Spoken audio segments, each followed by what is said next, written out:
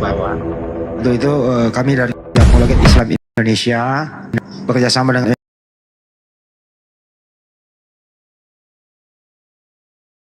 bantuan untuk saudara-saudara kita di sana. Sekiranya mungkin ada yang luput dari pemerintah, nah ya kita bisa langsung untuk disampaikan ke sana. Sampai mengiringi doa, semoga diberi ketabahan dalam cobaan ini. Itu kira-kira teman-teman lagi. Amin, amin. Ya, nanti ada reportase langsungnya Ikhwan. Api Sulsel meluncur. Oke. Sadli ada typing gini. Sadli, buka semua muslim yang diblokir Bunda Rama tadi malam. Aku bukan Bunda Rama ya.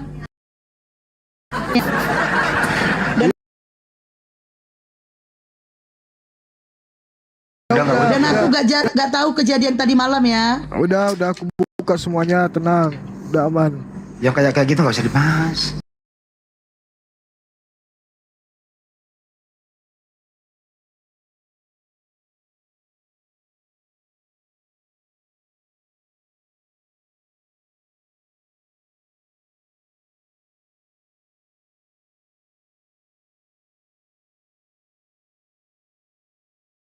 Pak Desuki berdua hari ini nggak ada ya? Apa beliau sakit apa gimana?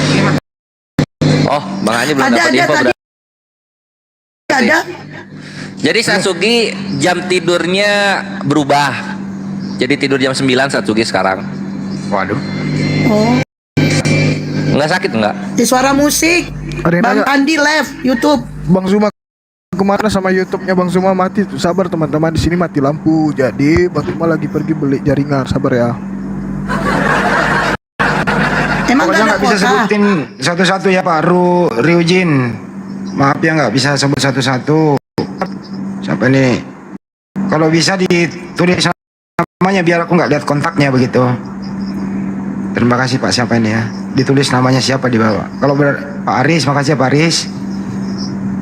Terus Pak siapa lagi? Aduh. Handphone jadul. HP gue banyak banget nih. Dari siapa lagi nih? Bagus satu. Ya udah, sambil kita tunggu Bang Zuma, kita sapa dulu aja nih ya. Ana Hulu. Assalamualaikum. Selamat malam. Ana Hulu, silakan dibuka mic ya. Ih, cantik kali kipnya. Gambar listip. Ana Hulu, selamat malam. Agama apa kakak? Ana Hulu. Ya Bang Denny.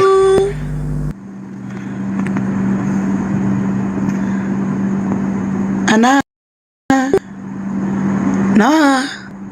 Oh, Ana. Ana. Udahlah, capek aku.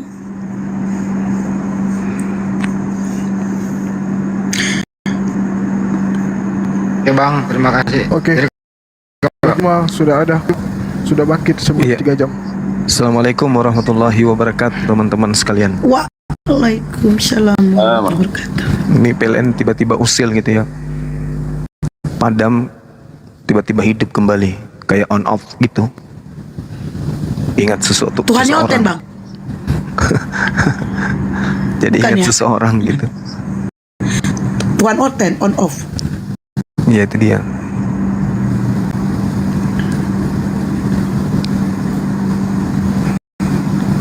Ya, ayo teman-teman, semangat lagi ya.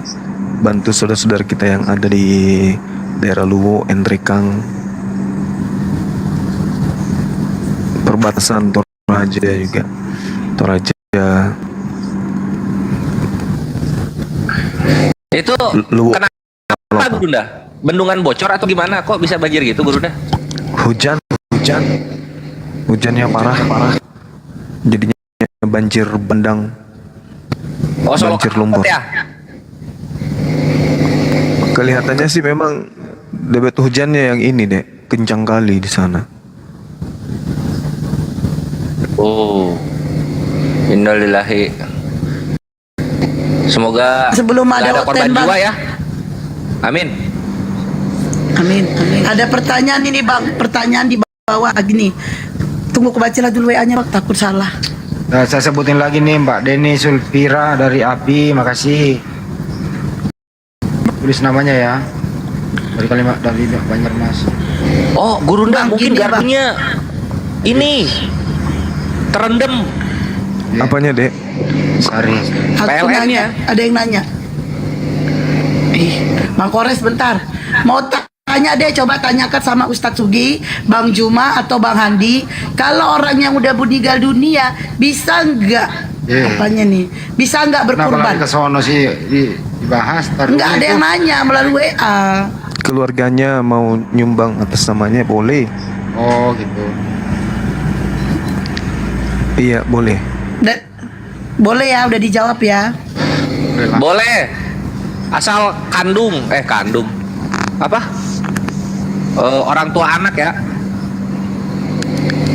Ilmu Bisa yang nggak ya, Bunda, bermanfaat kalau- juga. Ilmu Ini yang dari bermanfaat. Banyuma, ini dari sumbangan dari saudara kita Hairil Api MMCI. Hairil Api Makassar. Masya Allah. Masya Allah ya, subhanallah. Oke bang, kita lanjut diskusinya. Ini ada zigzag. Oke. Nanti kita selingi lagi nanti ya kalau ada Siap. intervalnya. Oke, kembali ke diskusi dulu.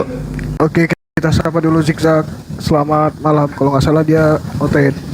Pernah naik ke sini. Malam. Ya bang, gimana kabarnya bang malam ini? Baik. Di mana itu banjirnya? Di Luwu bang. Waduh. Ini bang zigzag yang iya. itu hari diskusi yang ingin sadar kan ya? Yang tanya-tanya juga Saudara. waktu itu pengen sunat gitu kan ya? Enggak lah. Oh, Ngapain? Kalau Oke. kesana kan sama aja. Apa yang ingin disampaikan bang? Nggak tahu topiknya apa. Banjir kali ya? Banjir bandang ya? Di Oh, Makassar beda. ya? Itu yang kuning tuh. Oh. Itu mah kalau Tuhan mau berkehendak apapun bisa terjadilah. Nggak ada yang mustahil gitu ya. Tidak ada yang mustahil bagi Tuhan, gitu. Betul. Iya, itu berlaku untuk ciptaan dan kemahakuasaannya mencipta, tak ada yang mustahil. Tapi bagi Tuhan mustahil jadi kutu, mustahil jadi ayam, mustahil jadi manusia, mustahil jadi setan. Itu Tuhan. Kutubnya dari mana? Gimana? Maksudnya dari kutub dari gimana? Mustahil Tuhan itu kemudian jadi makhluk. Itu Kristus telah menebus kita dari kutuk, bukan dia yang itu loh, menebus kita dari kutuk, hanya dari makhluk itu. Iya, maksudnya kenapa mesti ditebus? Kenapa nggak dibiarkan orang-orang Penyakit itu? kitalah yang ditanggungnya dan karena kesesaran kita yang dipikulnya. Kalau kita Itu mungkin mengira pemahaman. kenal kutuk. Jadi gini, saudara, ada dua sisi yang mesti didudukkan perkaranya, antara Yahudi dan Kristen, dan konsep keyakinan antara Yahudi dan Kristen. Begitu juga konsep ketuhanan antara Yahudi dan Kristen. Ini saudara Kristen bukan yang pemilik kitab Yesaya. Yang pemilik kitab itu adalah orang Yahudi, bukan Kristen. Tapi hebatnya Kristen ini mengambil konsep dari Romawi tentang dewa menjelma menjadi manusia, mati dan seterusnya, dan mengambil kitabnya Yahudi untuk mencocokkan itu. Justru itu bagusnya itu bro. Nah, Bang boleh Juma. tidak kemudian kami umat Islam juga mengambil perjanjian lama? Tidak apa-apa. Boleh ya? No problem. Nah, No jadi kalau problem. misalnya ada sesuatu di dalam perjanjian lama, atau kami mengambil dalam kitab, jangan perjanjian lama deh, kami ambil di kitab saudara, lalu kami artikan dengan narasi-narasi yang kemudian sesuai dengan keyakinan. Bang Juma salah persepsi kalau kayak gitu. Nah, kenapa Itu bisa? kan perjanjian lama PL itu kan nubuatannya itu di perjanjian baru. Harus Nah, itu digenapi. dia aku bilang, Iya, perjanjian Yesaya lama, 53. perjanjian Ayat lama 4. ini kitabnya orang Yahudi. Sedangkan nubuatannya itu harus digenapi. Harus Kenapa digenapi, bisa Anda bro. menggunakan kitabnya orang Yahudi? Kenapa bukan orang Yahudi yang mengartikan itu? Lah, itu kan penggenapannya harus digenapi, bro. Nggak, maksudnya gini loh, Anda paham paham tidak maksud saya? Kristen itu adalah agama dari Eropa, dari Barat. Sedangkan kitabnya orang Yahudi ini adalah spesial untuk orang Yahudi. Kenapa? Apa hubungannya antara kitabnya orang Yahudi dengan agama Kristen ini yang datang dari Barat ini? Apa hubungannya coba? Semuanya itu kan dari Israel. Yesus juga dari Israel. Musa Yesus dari Israel, oke. Israel. Yang kita maksud di sini Kristen dengan konsep Kristennya itu dari mana? Ya pertama kali kan yang waktu Petrus disuruh dirikanlah jemaatku yang pertama kali kan. Ya, kalau itu jelas jemaat Petrus sudah pasti orang-orang bersunat dong, bukan orang Kristen. Baca Galatia 2 nomor 8. Iya, itu kan di lama. Jadi nggak ada hubungannya. Yang Yesus kan bilang Nggak ada hubungannya Kristen dengan kitabnya Yahudi. Nah, sekarang ketika ditanya Anda mengatakan penggenapan. Boleh dong kitab saudara itu diambil juga agama lain? Orang nggak apa-apa, itu kan penggenapan. Nah, sedangkan kami membaca Bible aja sering ditegur. Apa hakmu mengartikan Bible? Apa hakmu kemudian menjelaskan Bible?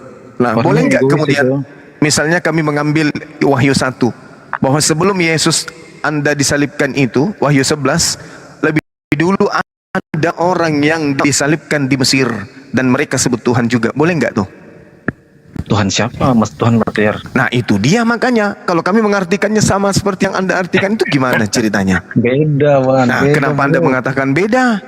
Yesus datang dari dia, bukan datang dari dunia, dia datang dari surga, dari atas. Engkau dari bawah, aku dari atas, dia bilang. Mana yang Mesir itu? Coba ayatnya kamu keluarin, coba bro. Ya oke. Jadi kalau dari surga, bagaimana dengan makhluk-makhluk dari surga juga? Berarti dia juga adalah Tuhan? Ya bukan. Lah kenapa bukan? Apa bedanya? Kok sama-sama makhluk kok? Dia juru selamat. Juru selamat gimana? Musa juga juru selamat kok. Lah, Yohanes juga juru selamat kok. No. Kisah para Rasul 4:12. Coba ayatnya mana keluarin. Nah, Yesus mengatakan Yohanes itu juru selamat. Kenapa Anda mengatakan no? Kira-kira Yesus 4:12. Dan keselamatan tidak ada di dalam siapapun juga selain di dalam Dia, Yesus. Sebab di bawah kolong langit ini tidak ada nama lain yang diberikan kepada manusia. Itu kata siapa? Kita diselamatkan. Itu kata siapa? Kisah para Rasul. Itu kata siapa? Kenapa Anda tidak percaya kepada ucapan Yesus? Ya langsung. Yesus sendiri kan ngomong juga. Yohanes itu kan juru selamat. Kata Yesus. Kenapa Anda nggak percaya kepada Yesus? Penyelamat apa juru selamat? Juru selamat. Yohanes itu juru selamat. Juru itu mahal loh. Maksudnya dia dari mana ke mana. Jadi kalau juru kemudi dia kemudi gitu. Juru parkir. Juru selamat itu. Juru parkir. Masalah.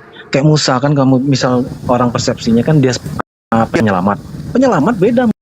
Juru selamat itu mainnya di surga. Musa itu disebut sebagai juru selamat loh. Ayat mana, coba ayat mana bro? Kamu keluarin bro. Oke. Kalau ada kata ingat jurunya, keluaran 19 nomor 20 ya? Kamu sebut ya juru selamat ya, jangan di itunya bro, sorry. Santai aja. Iya nggak apa-apa. Santai aja bos. Nggak apa-apa, tenang aja. Ada yang ingat gak nih? Yohanes 19 nomor 20 ya teman-teman. Coba baca. Silakan. Juru selamat, sabar ya. Ada nggak yang monitoring? Nggak ada juru selamat, coba bukain, nggak apa-apa dipakai cam. Alah, kamu lebay, kamu nggak ngerti. Teman-teman ada nggak kata jurunya? Ada. Juru itu apa sih? Kok gila kali? Yesaya 9 ya? Yesaya 19. Yesaya 19 nomor 20, Bang. Coba. Ya bacalah. Saya nggak tahu. Waduh. Nggak ada. Alkitabnya nggak ada, bukan nggak tahu. Sorry. Coba Bang coba bacain. Nggak apa-apa, tenang aja. Oke. Slow. Oke. Itu akan menjadi tanda kesaksian bagi Tuhan semesta alam di tanah Mesir. Apabila mereka berseru kepada Tuhan oleh karena orang-orang penindas, maka ia akan mengirim seorang juru selamat kepada mereka yang akan berjuang dan akan melepaskan mereka. Gimana tuh? Ada kata jurunya. Lah, tengoklah di dalam kitab saudara itu tertulis begitu. Tidak mungkin saya baca kalau tidak tertulis begitu. Apa di situ? Sebentar. Yohanes berapa? Yohanes berapa? Kok Yohanes pula ya? Apa? Yesaya 9 nomor 20. Yesaya 9 nomor 20 sebentar. Yes. Yesaya 9 nomor 20 ya? Ya.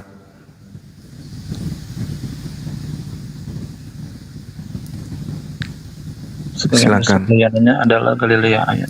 Ini akan membawa terang keselamatan dan pengharapan. Bisa bicara tentang datangnya seorang pelepas. Enggak ada ngomong juru selamat, bro. Bisa ya?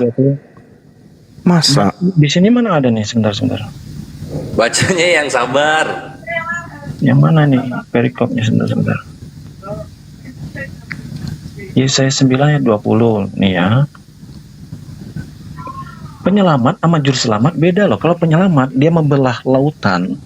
Lautan apa itu? Yang umat Israel itu. Itu Apa-apaan penyelamat. sih? Dalilnya Kalau orang tertulis misal gini deh, kalau orang lapar dikasih duit 500.000. Wah, Pak Andi itu menyelamatin saya untuk beli beras. Nyelamatin loh, tapi bukan juru selamat di surga. Beda, jangan disamain kayak gitu loh. Bukan loh, bro. Bukan loh. Entahlah, karena yang tertulis itu seperti itu. Enggak ada. Dia akan mengirim seorang juru selamat kepada mereka. Ya Yesus. Ya ini nubuatannya itu. Mereka Alamak, sapu rata semuanya Yesus. Itu Nabi Musa. Juru selamat itu Nabi Musa untuk Bani Israel di Mesir. Jangan lebaylah. Emang dia bisa nolongin orang ke surga? Dia Loh. bukan juru Gimana surga. sih? Musa emang bisa nolongin orang ke surga? Siapapun yang kemudian mengikuti ajaran Nabi Musa, coba kamu baca Ulangan 6, Ulangan 4, orang yang mentaati kemudian perintah-perintah Tuhan yang datang kepada Nabi Musa itu pasti selamat. Coba kamu baca kata Yesus di Matius 19, Guru, apa yang harus aku lakukan supaya aku kemudian bisa masuk ke dalam kerajaan surga? Apa kata Yesus? Lakukan apa yang diperintahkan Bapa dalam kitab Nabi Musa. Berarti Melalui dia. melalui dia. Ini saya kalau berdiskusi dengan orang yang mati akal ini kadang saya kesal, minta diturunkan biasanya. Kita harus jangan diturun, sorry. Kenapa Anda bisa mengatakan Yesus baru ada abad pertama, Musa kapan datangnya? Aduh, aneh-aneh aja orang ini. Kamu nggak bisa nangkep, berarti pemikiran kamu berarti melemah. Sorry nih, saya harus katakan. Jadi tidak ada orang selamat sebelum Yesus itu lahir, bangkit. Sebelum Yesus itu datang ke dunia. Kalau Allah itu sebelum Abraham jadi, aku sudah ada, dia bilang. Aku sudah ada. Enggak, tunggu dulu. Sebelum ada Yesus lahir, itu tak ada orang selamat. Ya itu terserah mereka. Kalau mereka nggak mulai percaya, ngaco. Ngaco. Coba kamu baca, Bung. Coba baca Matius 21 nomor 31 coba sampai 32. Matius berapa? Tadi Yesaya 9:20 bukan begitu bunyinya. Sekarang Matius berapa? Matius berapa? Apa sih ini kamu turun ah? Bentar. Aduh, diskusi itu pakai ilmu lah. Jangan kayak orang dipampangin aja bro. Nilainya bro. On cam aja, maksudnya ayatnya itu di on cam aja. Apa diselesaikan nih? Apaan sih orang Selesaikan di gini bawah. diskusi udah tua kau itu, harusnya kau pakai otak diskusi itu. Berapa? Apa Matius berapa? Matius berapa? Makanya kalau orang ngomong Matius tuh 21 dengerin. nomor 31 sampai 32, Bang. Gitu loh. Bang Juma ngomong, lu juga ngomong. Iya, 31. Gantian gitu loh, Iya. dengerin. Ya. Silakan. Yohanes datang untuk menunjukkan jalan kebenaran kepadamu dan kamu tidak percaya kepadanya, tapi mengeluh cukai. Dan dia akan ngomong, yang lo datang ke depannya itu lebih besar daripadaku, kata Yohanes. Alamak. Membuka kasutnya pun aku nggak layak. Nah, di sini Yohanes aja sebagai kebenaran. Yesus mengatakan apa? Aku berkata kepadamu, sesungguhnya pemungut-pemungut cukai dan perempuan-perempuan sundal akan mendahului kamu masuk ke dalam kerajaan Tuhan. Sebab Yohanes datang untuk menunjukkan jalan kebenaran kepadamu dan kamu tidak percaya kepadanya. Tetapi pemungut-pemungut cukai dan perempuan-perempuan sundal percaya kepada siapa? Yohanes. Betul. Nah, jadi orang-orang itu percaya kepada Yohanes, mereka lebih dulu masuk ke dalam surga. Yesus sudah disalib nggak di situ?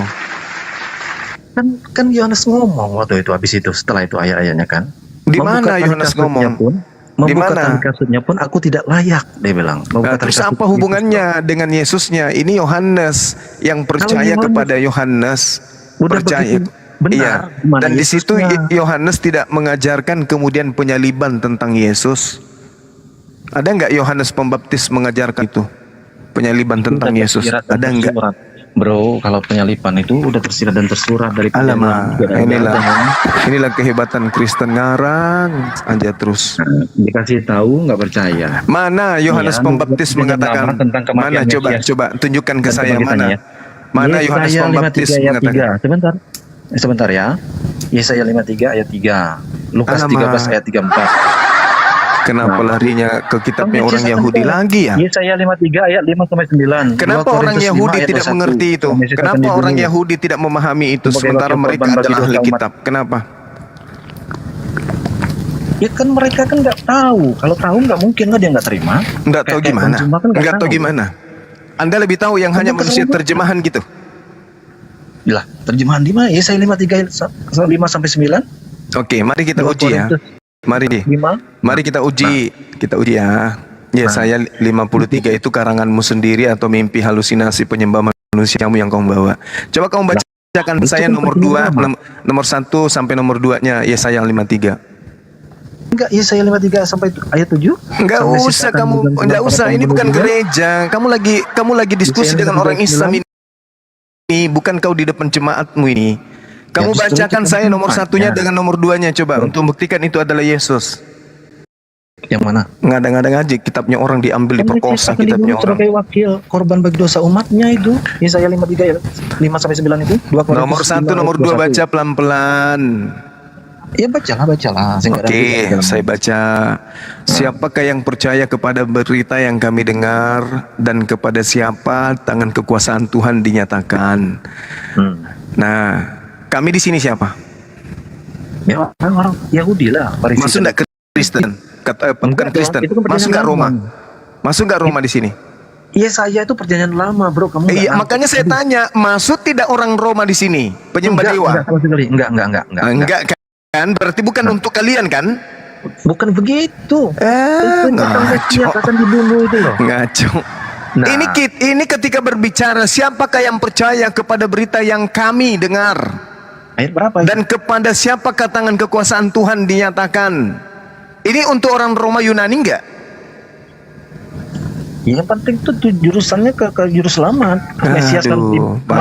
melalui itu Oke. semua. Sekarang nomor 2. Yesaya 53 ayat 7, Yesaya Nomor 53 ayat 9, Yesaya 53 Nomor ayat 12. nomor 2-nya. Jangan loncat-loncat kitabnya orang kamu rampok kau artikan seenak perutmu. Sebagai taruh. Itu buatan, itu lo yang lengkap. Kita itu Alamak. dikasih Betul. tahu. Ya. Betul-betul. Ini mungkin. apa hubungannya kitabnya orang Yahudi dengan orang Roma, orang Katolik, apa hubungannya? Bro, itu perjanjian lama itu harus digenapi di perjanjian baru, bro. Itu baru namanya kitab, bro. Kalau dia nggak tergenapi, berarti itu bohong. Berarti Yesus datang itu bohong. Bagaimana Harus digenapi. bagaimana Anda mengatakan itu untuk Yesus? Dari mana ilmunya? Lah, sang Mesias itu siapa, bro? Terus apa hubungannya dengan Roma Yunani dengan kitabnya Yahudi ini? Lu bawa Roma Yunani melulu, orang dari Israel. Yesus lu bawa Roma Yunani. Agamamu yang tertua, agamamu itu apa yang tertua? Katolik. Nah, Katolik itu di mana? Ya itu kan setelah ini kan murid-muridnya pencar kan bawa Mulai ngaco. Ya, Mulai ngaco. Nggak tahu. Mulai ngaco. Coba bagaimana caranya kitab perjanjian lama itu nyebrang ke Roma Katolik? Ya, alasannya apa kalau yang Enggak, kita- gimana caranya? Quran Kitabnya berkasi orang aja. Yahudi kok bisa jadi dimiliki oleh orang Roma, itu sejarahnya gimana? Kitab Quran bisa nyebrang ke Asia. Al-Quran memang untuk seluruh umat manusia. Ya, kamu nggak baca ya berarti Amanat Agung yang 28 ayat 18 sampai 20. Amanat Agung karangan bebas, Pak. Berita ditambah-tambah juga. Yang kita minta bilang ini rusak perjanjian juga, lama. Kamu Perjanjian bilang rusak lama juga. ini. Ini Kamu perjanjian bilang lama. karangan kitab suci Ini kami, ya. perjanjian lama ini ada nggak tertulis untuk Roma Yunani? Ada nggak?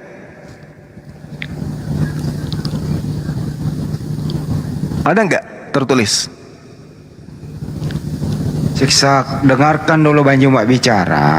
Setelah kau pahami itu pembicaraan, baru kau respon. Ini Banyu Mak ngomong, kau juga ngomong. Berarti Kayak berisi kamu nggak aja ngerti padahal gitu ada loh. isinya. Yang saya tanya, ada nggak dalil di dalam kitabnya orang Yahudi itu untuk Roma? Ada nggak? Nah itu Tunjukkan jawab ke tuh. saya. Jawab tuh, Tunjukkan ke ada saya. nggak untuk Roma? Jawab. Bingung jadinya dia. Seenaknya aja kitabnya orang diartikel. Nah itu untuk kita. Emang kamu siapa? 14 surat Paulus aja nggak ada untuk Anda. Nggak ada. Kalau bukan untuk orang Mesir, ya, orang Yunani, orang Katolik, Roma, Nggak ada orang untuk Indonesia, nggak ada Saudara Paulus itu. Kalian aja kepedean. Terus kemudian nomor 2-nya di Yesaya 53, sebagai taru yang tumbuh di hadapan Tuhan dan sebagai tunas dari tanah kering. Ini siapa tanah kering ini? Maryam, gitu maksudnya. Hah? Maryam itu bukan tanah kering. Yang bisa disebut tanah kering itu Elizabeth. Karena Elizabeth mandul, sudah tua. Kalau Maryam itu cocoknya dia itu adalah orang yang subur, tanah yang subur, purah, bukan Atsia, bukan. Oke, nggak cocok.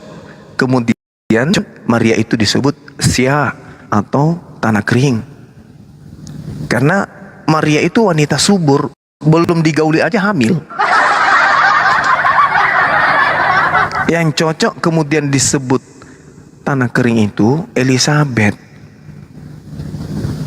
Berarti kalau Anda ingin memaksakan, cocoknya Yesaya 53 ini untuk Yohanes Pembaptis. Karena Yohanes Pembaptis itu berasal dari tanah kering, wanita mandul, wanita yang sudah tua, yang tidak mungkin hamil. Maria wanita subur, enggak disentuh laki-laki aja hamil dia. Saking suburnya. Berarti bukan tanah kering Maria itu. Jadi Yesus itu bukan tunas yang berasal dari tanah kering. Jadi dari nomor 1, 2 aja sudah mentok duluan. Gak bisa Yesus duduk di situ. Jangan seenaknya, jangan ambil kitabnya orang. Kalau Anda mengatakan itu untuk Roma, Yunani, mana buktinya? Katolik sampai Yahudi hari ini 2000 tahun tidak pernah menyatu. Karena Katolik hanya mengambil kitabnya orang Yahudi yang diterjemahkan ke dalam Septuaginta abad 3 sebelum Masehi, yang diterjemahkan atas perintah Alexander. Oke. Ini Kristen tidak sadari itu. Dia pikirnya mereka ini adalah bagian dari Yahudi. Bukan bro, kalian itu penumpang gelap yang mengambil terjemahan kitabnya orang. Perjanjian Lama itu nanti mendapatkan nama Perjanjian Lama di abad keempat setelah disandingkan dengan kitabnya orang Kristen, yaitu Perjanjian Baru. Abad keempat dikawinkanlah kitab itu. Terjemahan Lama itu diambil dari Septuaginta, hasil evolusi dari kitabnya orang Yahudi, kitab Tanak. Kemudian direvisi oleh Origen, oleh Lucian, Hesesius pada abad kedua, 3, dan 4. Abad keempat lah baru dikawinkan dengan Perjanjian Baru. Maka menjadilah kitabnya orang Kristen, ngambil dari kitabnya orang lain. Makanya kitabmu itu disebut kitab Spanyol, Sparnyolong.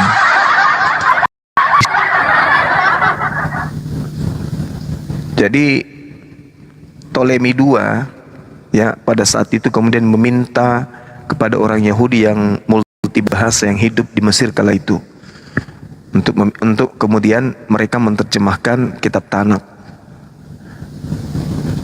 Jadi dinasti ini yang meminta diterjemahkan kemudian kitabnya Yahudi dalam bahasa Septuaginta. Apakah langsung diterima oleh Roma? Enggak. Melalui beberapa koreksi untuk dicocok-cocokkan antara Perjanjian Baru. Makanya Anda mengatakan ini nubuatan ya, hasil nubuatannya udah dibuat konsep sedemikian rupa untuk dikawinkan antara karangan dengan karangan, ketemu gitu saudara ya. Jadi gak ada itu konsep-konsep. Jadi juru selamat itu Nabi Musa alaihissalam untuk Bani Israel, dan Kisah Para Rasul 13:23 juru selamat untuk Bani Israel. Baca Kisah Para Rasul 13:23. Dan dari keturunannya lah, sesuai dengan yang telah dijanjikannya, Allah telah membangkitkan juru selamat bagi orang Israel, yaitu Yesus. Jadi Yesus juru selamat bagi Bani Israel. Nah saudara Siksek, ini Bani apa? Bani apa? Bani apa bang?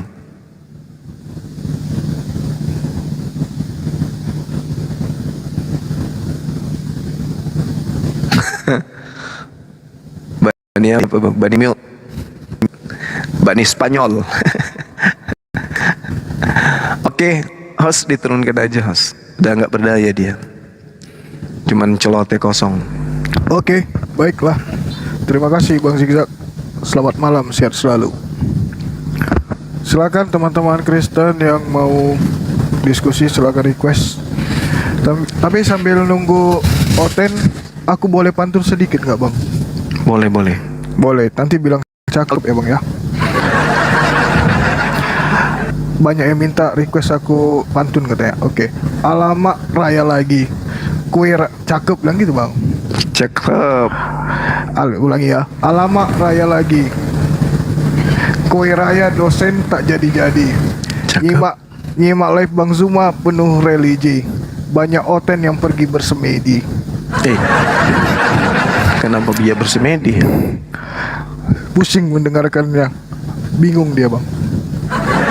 Akhirnya dia pergi bersemedi. Oke, silakan Oten. Sebelum Anda bersemedi, silakan naik.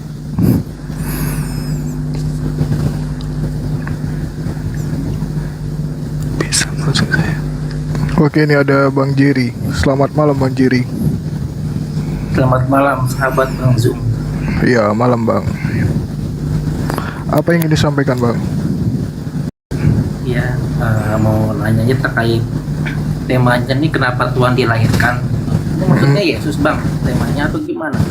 Yesus dilahirkan atau apa? Kalau Yesus dilahirkan ke dunia ya dia untuk memberikan keselamatan bagi orang yang percaya sih. Percaya Yesus? Iya, Yesus datang ke dunia untuk memberikan keselamatan bagi orang yang percaya. Kalau percaya Yesus, artinya percaya apanya Bang? Percaya ucapannya Yesus atau percaya ucapan orang tentang Yesus?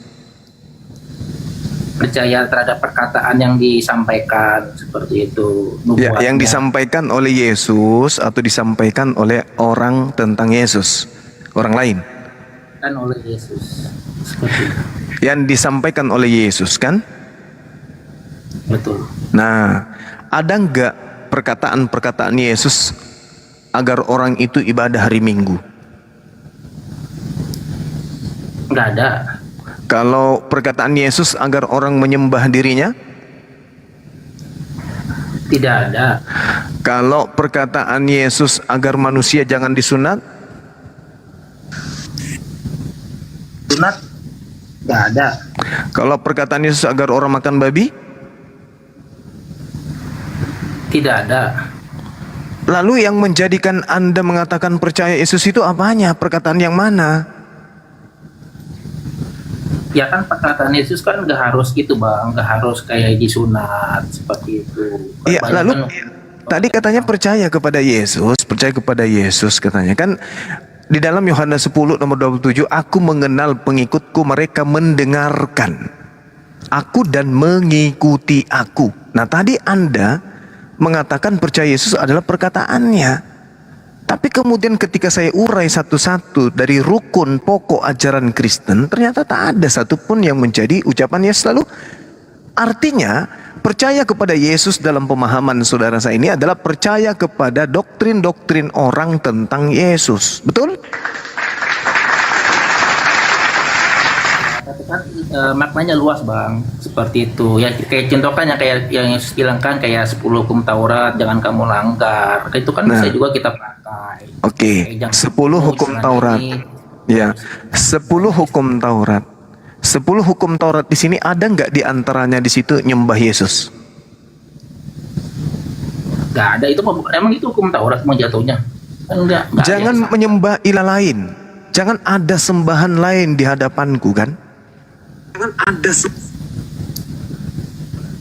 Betul, jangan ada terus iya, terus kenapa saudara Kristen justru menyembah anak orang? Maksudnya tuh Allah lain itu ya mungkin kayak seperti ini Bang, apa namanya, roh-roh jahat seperti itu. Lah. Patung. Kan banyak, makanya luas. Oke, saya tanya dulu saudara saya ini. Menurut saudara sama enggak dengan konsep teman kita Zigzag barusan yang mengatakan bahwa Kristen tertua itu adalah Katolik Roma? Tidak. Ortodoks. Setahu aku kayaknya ortodoks dah. Tua mana ortodoks dengan Katolik? Kalau setahu aku sih ortodoks duluan ortodoks, cuma nggak tahu kalau menurut yang lain ya. Seperti itu. Ortodoks ini menurut saudara yang mana ini? Kan ortodoks itu banyak. Kalau ortodoks itu yang kalau yang umat ini, kalau yang cewek dia kayak pakai jilbab juga sih bang, pakai salib. Terus kadang-kadang Ortodok juga Yunani, Ortodok Yunani atau Ortodok Kopit. Iya. gitu ya. Ortodok tuh ada dua, Barat sama Timur. Kamu yang Timur. mana? Timur. Gua ya aku nggak ngerti, nggak tahu dah tuh kalau ada dua, ada terbagi seperti itu. Tapi ya taunya aku ortodoks doang sih, nggak tahu kalau ada dua bagian ya seperti itu. Belum sampai sejarahnya, belum sampai ini baca sampai sana. Iya, kalau setahu saya, kalau berbicara mengenai Katolik, ya itu gereja pertama itu ya pemiliknya Katolik, gereja pertama itu. Di Roma tapi Ya itu dia. Karena Katolik Ortodoks juga itu kan ada. Jadi makanya saya tanya, ini Ortodoks yang mana yang Anda maksud? ya mungkin aku kurang tahu sih yang Barat apa yang Timur, tapi taunya aku ortodoks sih. Oke. Ya, saya sapa dulu teman kita dari Yahudi nih. Akhi, shalom alaikum. Akhi. Waalaikumsalam, Akseli. Bagaimana? Ini akhi, yang saya mau tanya, ada nggak kemudian orang-orang yang menganut ajaran para nabi Bani Yakub yang menjadikan mereka sebagai praktisi Torah dan sekaligus sebagai ortodoks? Nggak bisa. Nggak bisa kan? Nggak bisa. Kalau mau praktisi Torah ya praktisi Torah. Torah. Ikutin Torah yang benar gitu. Yang terutama ialah konsep ketuhanan lebih penting itu terutama. Nah, gitu. itu dia. Kalau kan di dalam hukum pertama, Anoki Hashem Eleka Israel, lo ielecha Elohim akhirim alpana. Jangan ada Tuhan lain. Kalau Tuhan lain ada, nah, dilarang menyembah manusia laki-laki ataupun perempuan, nggak boleh. Itu yang terutama ya. Nah itu dia, makanya saya tanya kepada saudara Kristen ini. Jadi Kristen tertua itu agama tertua sebelum Kristen di Indonesia itu adalah Katolik. Kalaupun dikatakan Ortodoks, ya saya katakan bahwa memang sama-sama tua sih. Tapi paling tidak ini bukan daripada pohon dari Bani Yakub. Ortodoks ini adalah kelompok di luar daripada Bani Yakub. Begitu juga Katolik. Nah sekarang permasalahannya adalah yang mengajarkan tentang Tanak itu adalah Bani Yakub, Bani Israel. Tiba-tiba muncul kemudian kelompok baru bernama Katolik. Ini konsepnya berubah 360 derajat. Seketika kemudian Tuhan yang diperkenalkan Nabi Abraham alaihissalam berubah menjadi bayi Yesus. Dan itu diimani kemudian oleh orang Katolik Roma Yunani. Nah ini yang permasalahannya kemudian konsep yang dilanjutkan kemudian oleh Kristen mula-mula, ini konsep dari para nabi dari Bani Israel atau konsep dari nenek moyang mereka Romawi kuno, Yunani kuno. Kalau kita mencari data di dalam kitabnya orang Yahudi hari ini, tidak ada kemudian diceritakan pencipta langit dan bumi itu akan nuzul menjadi bayi. Tak ada cerita itu. Itu berarti melanggar sumpah, melanggar janji, melanggar ketuhanan daripada Hasem itu sendiri. Kalau dikatakan setelahnya abad pertama dia menjadi bayi. Tapi kalau ajaran Katolik secara turun-temurun dari nenek moyang mereka, dewa-dewa mereka nusul menjadi manusia, itu wajar. Bahkan ada yang menjadi hewan, itu wajar. Jadi saya berani mengatakan bahwa Kristen Katolik dan turunannya ini adalah sinkretisme, ajaran yang kemudian dikawinkan antara konsep dari Tanak, Tuhannya Bani Israel, Tuhannya Bani Israel yang diperkenalkan oleh para nabi, dengan dewa-dewa sembahan nenek moyang daripada Romawi orang-orang Roma, sehingga muncullah konsep Yesus ini juga adalah Tuhan. Karena Katolik ini bukan berasal dari ajaran para nabi. Katolik ini Roma ini tidak pernah ada kemudian nabi-nabi yang diutus ke atas muka bumi ini, yang dijelaskan di dalam kitab Tanakh dan juga di kitab Al-Quran bahwa ada nabi yang diutus secara signifikan diterangkan untuk orang-orang Roma. Nggak ada. Tapi ada nabi-nabi palsu menurut takaran Bible itu sendiri dalam perjanjian baru yang nyebrang meninggalkan Yerusalem menuju kepada wilayah-wilayah Roma Yunani. Ada itu. Kata Yesus ada. Contoh Matius 23 nomor 15. Ada. Dan Paulus pun mengaku di dalam Galatia 2 nomor 8, aku diutus kepada orang-orang yang tidak bersunat. Berarti Paulus adalah rasul untuk non-Yahudi. Nah, rasul inilah, Paulus inilah yang disebut dalam Kisah Para Rasul 13 nomor 1 sebagai nabi. Nabi Saulus inilah yang kemudian mengaku dirinya sebagai nabi untuk orang Roma, untuk orang Yunani. Dan juga di dalam Galatia 1:16-17 dia mengaku, aku diutus kepada orang-orang non-Yahudi. Berarti untuk orang Roma, untuk orang Katolik, dia juga punya nabi, namanya Nabi Saulus.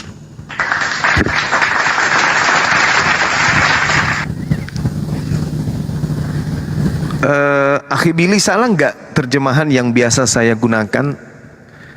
Kejadian 49 nomor 27. Ya. Bisa nggak Akhi diterangkan itu? Kejadian 49 nomor 27.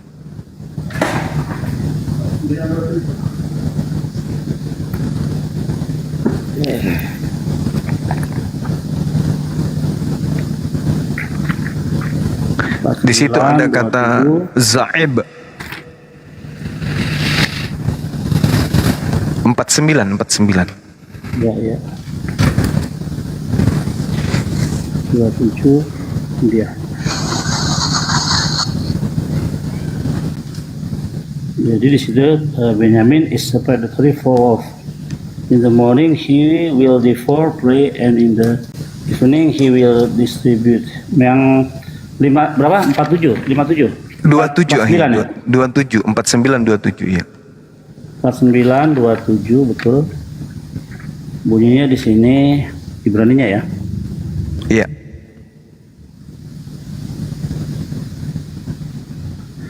Oke, Benyamin ZF Yasref Baboker Yokal At Faya Aref Yihalek Shalal. Yang mana nih? 49 ayat 2, Kejadian 49 ayat 27 kan? Iya, jarahan atau rampasan. Iya, betul. Betul. Oke. Benyamin adalah seperti Benyamin Fezot Zab Itraf. serigala ya. Serigala benar kan? Ya, betul. Iya. Benyamin is a predatory wolf. Jadi Benyamin seperti serigala pemangsa gitu. Betul. Iya. Nah, kalau kita lihat Kejadian 49 ini, tolong diluruskan saya. Ketika kita lihat dari data-data pertama kemudian, Nabi Yakub memanggil anak-anaknya dan berkumpul kemudian. Lalu Yakub berkata, datanglah berkumpul supaya kuberitahukan kepadamu apa yang akan kamu alami di kemudian hari. Iya, seperti ini. Seperti nubuatan untuk keturunannya. Jadi sama dengan 49 dari Kejadian 49 ini, beliau sudah menceritakan keadaan dari anaknya Benyamin di masa yang akan datang. Benar Akhia? Betul. Nah, di dalam ke Filipi 3 nomor 5, Paulus mengatakan begini, disunat pada hari ke-8 dari bangsa Israel dari suku Benyamin, orang Ibrani asli. Tentang pendirian terhadap hukum Taurat, aku adalah orang Farisi. Jadi Paulus itu. Iya. Iya. Paulus mengaku nih. Benyamin ZF Mitraf. Iya. Iya. Jadi Paulus mengaku dari keturunan Benyamin. Ya, serigala dia. Yang pemangsa, serigala pemangsa. Iya. FI Raf ya. Jadi dia mengambil hukum Taurat ini, kemudian dia bagi-bagi keluar Yahudi dengan mengatakan bahwa hukum Taurat itu adalah kutuk maut. Tidak ada orang yang diselamatkan karena Taurat. Tidak ada orang yang bisa kemudian hidup di bawah hukum Taurat. Bahkan dikatakan bahwa Taurat itu adalah sampah bagi beliau, bagi Paulus ini. Makanya karena orang Roma, orang Yunani gemar makan babi, dan orang Roma itu adalah orang-orang yang tidak bersunat, maka dua hal ini kemudian dihilangkan kepada orang Roma Yunani, bahwa apabila engkau menyunatkan dirimu, maka Yesus Kristus tidak berguna bagimu. Galatia 5 nomor 2. Kemudian babi juga diajarkan, semuanya halal bagiku, nggak ada lagi yang haram. Jadi boleh, apapun boleh dimakan menurut ajaran Paulus. Nah, jadi dia merampas kemudian konsep dari keselamatan dari Bani Israel, kemudian dia bagi-bagikan kepada Romawi Yunani, bahkan dibagikan sampai ke Indonesia. Jadi nubuatan yang ada tentang Nabi Yakub memanggil anak-anaknya bahwa Benyamin, kelak keturunanmu akan berlaku seperti serigala, terbukti dari apa yang tertulis melalui surat Paulus itu sendiri. Aku adalah orang Israel dari suku Benyamin, orang Ibrani asli. Tentang pendirian terhadap hukum Taurat, aku orang Farisi. Dia mengatakan di sini adalah orang Ibrani asli, tapi dia di dalam Kisah Para Rasul 24 nomor 28 dia mengaku sebagai orang Roma dan berkebangsaan Roma dan lahir sebagai orang Roma. Ini yang mana yang benar?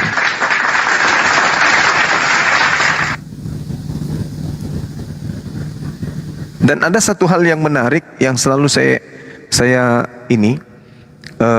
sampaikan kepada teman-teman ketika kemudian Yesus berkata, waspadalah kepada serigala yang nyamar seperti domba. Ini 1 Korintus 9 nomor 20 ini sudah sangat jelas sekali di situ. Demikianlah bagi orang Yahudi aku menjadi seperti orang Yahudi, supaya aku memenangkan orang-orang Yahudi. Bagi orang-orang yang hidup di bawah hukum Taurat, aku menjadi seperti orang yang hidup di bawah hukum Taurat, meskipun aku sendiri tidak hidup di bawah hukum Taurat, supaya aku dapat memenangkan mereka yang hidup di bawah hukum Taurat. Jadi dia masuk kepada kelompok orang-orang Yahudi yang taat kepada hukum Taurat, masuk ke dalam dan berpura-pura sebagai orang yang taat pada hukum Taurat meskipun dia bukan penganut hukum Taurat. Jadi nyamar seperti domba, tapi sesungguhnya dia itu adalah serigala buas, kena kepada nubuatan yang ada di Perjanjian Baru itu sendiri.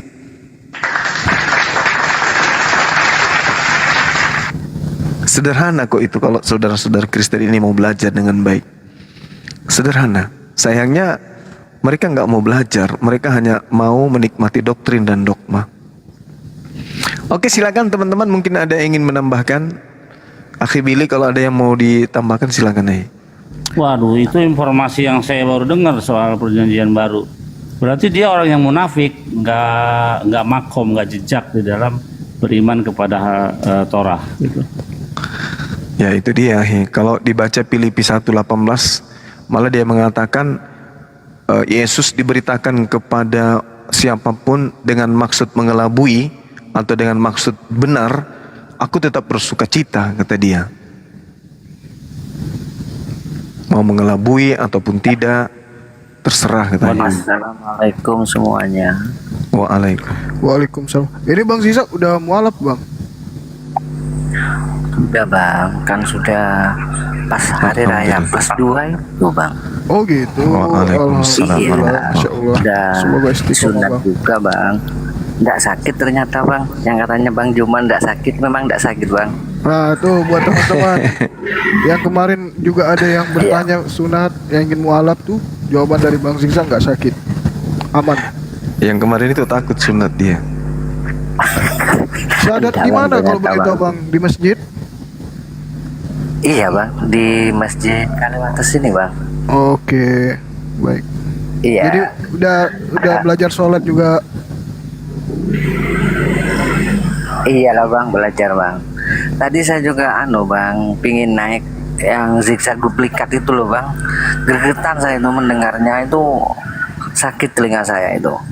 Mau naik mulai tadi itu si zigzag duplikat itu bang, ngejel terus itu masih belum dapat hidayah itu bang. Kasihan dia sebetulnya.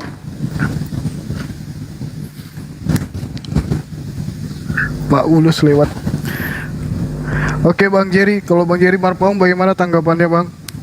Iya. Kalau aku Silakan. tanggapannya yang tadi Bang Zuma bilang terkait makan babi haram sama disunat, sebenarnya ya Yesus juga nggak menunjukkan disunat sih, sedangkan dia aja disunatnya tuh 8 hari seperti itu. Tetapi kalau dari umat muslim sendiri melebihi dari 8 hari seperti itu. Berarti bukan nggak mengikuti Yesus seperti itu. Terus terkait kain kafan kan, kadang kan orang kan bilang kan Yesus mati di kafani, orang Islam mati di kafanin. Nah kalau Yesus mati di kafanin itu kan emang udah tradisi dia di Israel seperti itu, di sana gitu. Dia mengikuti tradisi tersebut seperti. Tapi orang beranggapan bahwa ajaran Yesus itu sama dengan Islam. Itu konsepnya berbeda kalau menurut aku sih, seperti itu. Ya jadi gini Bung, terkait dengan sunat. Sunat itu adalah perjanjian kekal antara Nabi Ibrahim dengan keturunannya secara turun-temurun. Adapun kemudian 8 hari itu berlaku untuk keturunan, diperintahkan kepada keturunannya. Sementara kami umat Islam itu pengikut baginda Rasulullah Muhammad SAW. Perintah daripada baginda Rasulullah Muhammad SAW diterima dari pencipta langit dan bumi. Di situ diterangkan begini, Bismillahirrahmanirrahim. Summa auhayna ilaika anittabi'a millata Ibrahim hanifan wa ma kana minal musyrikin. Kemudian kami wahyukan kepadamu wahai Nabi Muhammad, ikutilah ajaran Ibrahim yang lurus. Itu perintahnya. Dan Nabi Ibrahim bukanlah termasuk orang-orang musyrik. Ini perintah. Jadi kami diperintahkan untuk mengikuti Nabi Ibrahim, hukum-hukumnya. Apa itu sunat, tauhid, dan kemudian kurban hewan. Itu perintah langsung kepada kami umat Nabi Muhammad SAW. Salah satu daripada ajaran Nabi Ibrahim itu adalah sunat. Bahkan kalau enggak salah terjemahan, di dalam di dalam Kejadian 17 nomor 14, orang yang tidak bersunat itu diperintahkan untuk dihilangkan dari sebangsanya karena orang-orang itu membatalkan perjanjian kekal Elohim Tuhan. Artinya orang-orang Kristen ini kalau mengatakan kiblatnya adalah para nabi Bani Israel, kalian itu sebenarnya harus dilenyapkan memang, karena kalian tidak bersunat. Nah, alhamdulillah kami umat Islam bersunat.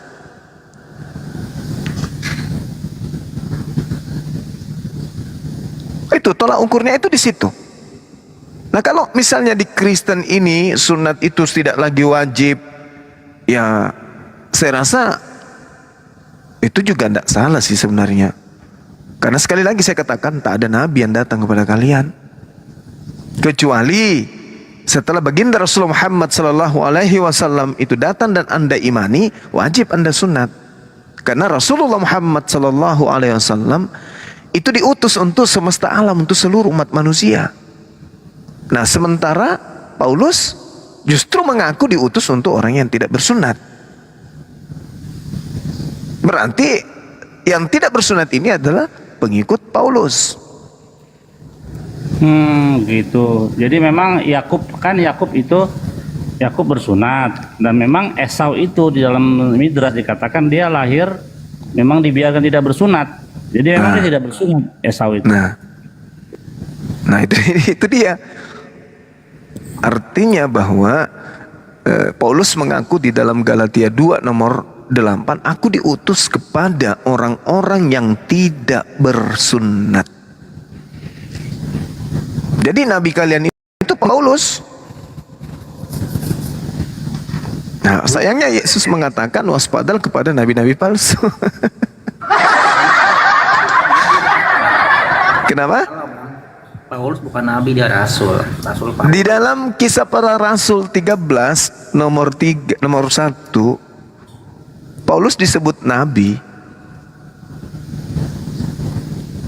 Dan di dalam Galatia 1:15 dia mengakui, aku dipilih dari sejak dalam rahim ibuku.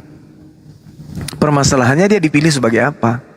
Karena di Mazmur 58 nomor 34 atau nomor 5, di situ dikatakan bahwasanya Tuhan memilih orang-orang jahat, penyesat-penyesat itu dari sejak dalam rahim ibu.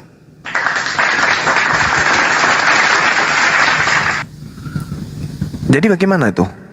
Tentukan dulu, ini Saulus ini nabi atau apa? Karena dia mengatakan aku dipilih dari sejak dalam rahim.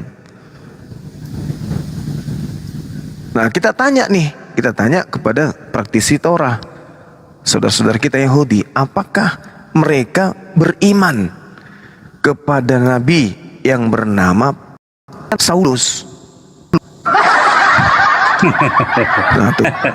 Nah tuh. Ya enggak lah, Paulus tidak pernah jadi nabi, dan dia itu adalah penentang Taurat. Ketika Raja Daud mengatakan Taurat tasem temima sempurna, dia bilang Taurat tidak sempurna. Jelas dia bertentangan dengan ajaran Tuhan. Nah, coba Anda baca di dalam Kisah Pewarta. Ayo, KPR 13 nomor 1. Dia kan emang menentang ajaran Tuhan, makanya kan dia juga kan ngebunuh juga murid-murid Tuhan. Seperti itu. Itu dulu sih waktu di masa dia ini lagi jahat. Tapi kan dia kan bertobat. Nah, pertanyaannya kemudian, kalau gitu pertanyaan kemudian, dia ini dipilih dari sejak dalam kandungan ibu sebagai apa?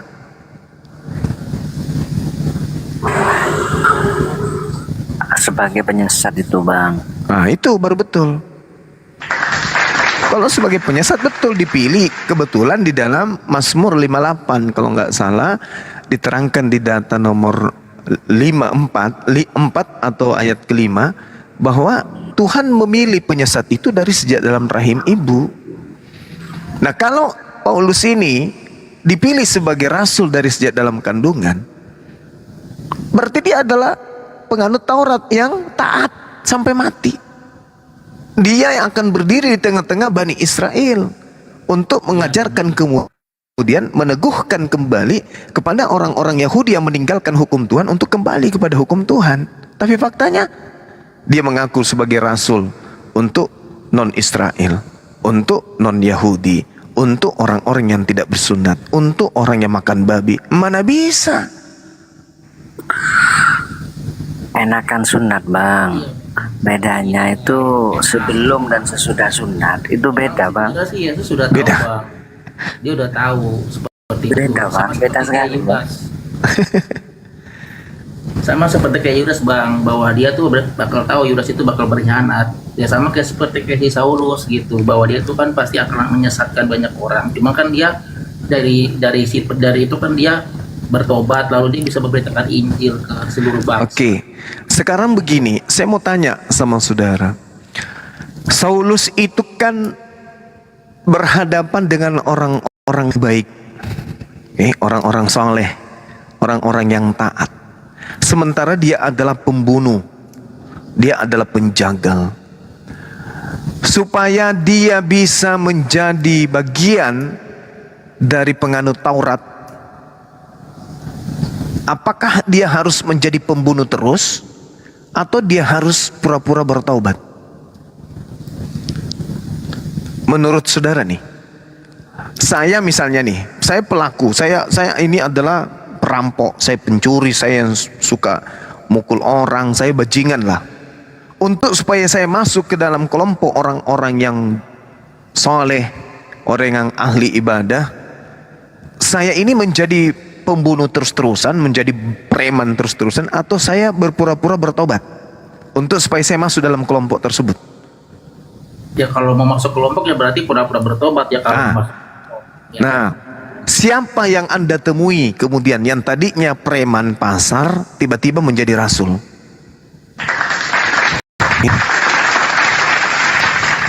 Karena dia, kata Yesus, dia adalah serigala yang nyamar domba. Artinya dia adalah pelaku maksiat. Pelaku maksiat. Dia adalah penjahat, perampok, pembunuh. Tiba-tiba menjadi domba. Jadi dia harus berasal dari sesuatu yang tidak baik, kemudian nampak menjadi baik. Dalilnya tadi ada kan, saya sampaikan kepada saudara, 1 Korintus 19 nomor 20. Bagaimana kemudian dia mengatakan, kepada orang Yahudi aku menjadi seperti orang Yahudi, kepada orang yang taat kepada hukum Taurat saya berlaku hidup seperti di bawah hukum Taurat, sekalipun, meskipun, walaupun aku sendiri tidak hidup di bawah hukum Taurat, supaya aku dapat memenangkan mereka yang hidup di bawah hukum Taurat. Jadi dia nyamar masuk ke dalam kalangan domba agar dia bisa memurtadkan orang-orang Yahudi menjadi pengikutnya. Makanya coba Anda lihat nih, sekali-kali coba Anda berselancar ke Kisah Para Rasul 21 nomor 15 sampai seterusnya. Paulus bertaubat dari mengajarkan ajaran Kristen. Apa nggak bangsat orang itu? Dan yang lebih bangsat lagi, saudara-saudara yang memegang kitab itu dalam bentuk bahasa Indonesia, setiap hari Anda genggam, bahkan ada di rumah Anda, tapi Anda tidak mau pelajari dengan tekun bahwa Paulus ini pernah bertaubat dari mengajarkan ajaran Kristen.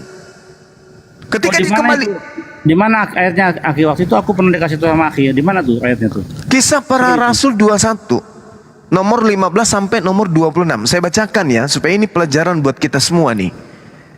Sesudah beberapa hari lamanya tinggal di Kaisarea, berkemaslah kami lalu berangkat ke Yerusalem. Bersama-sama dengan kami turut juga beberapa murid dari Kaisarea. Mereka membawa kami ke rumah seorang yang bernama Manason. Ia dari Siprus dan sudah lama menjadi murid. Kami akan menumpang di rumahnya.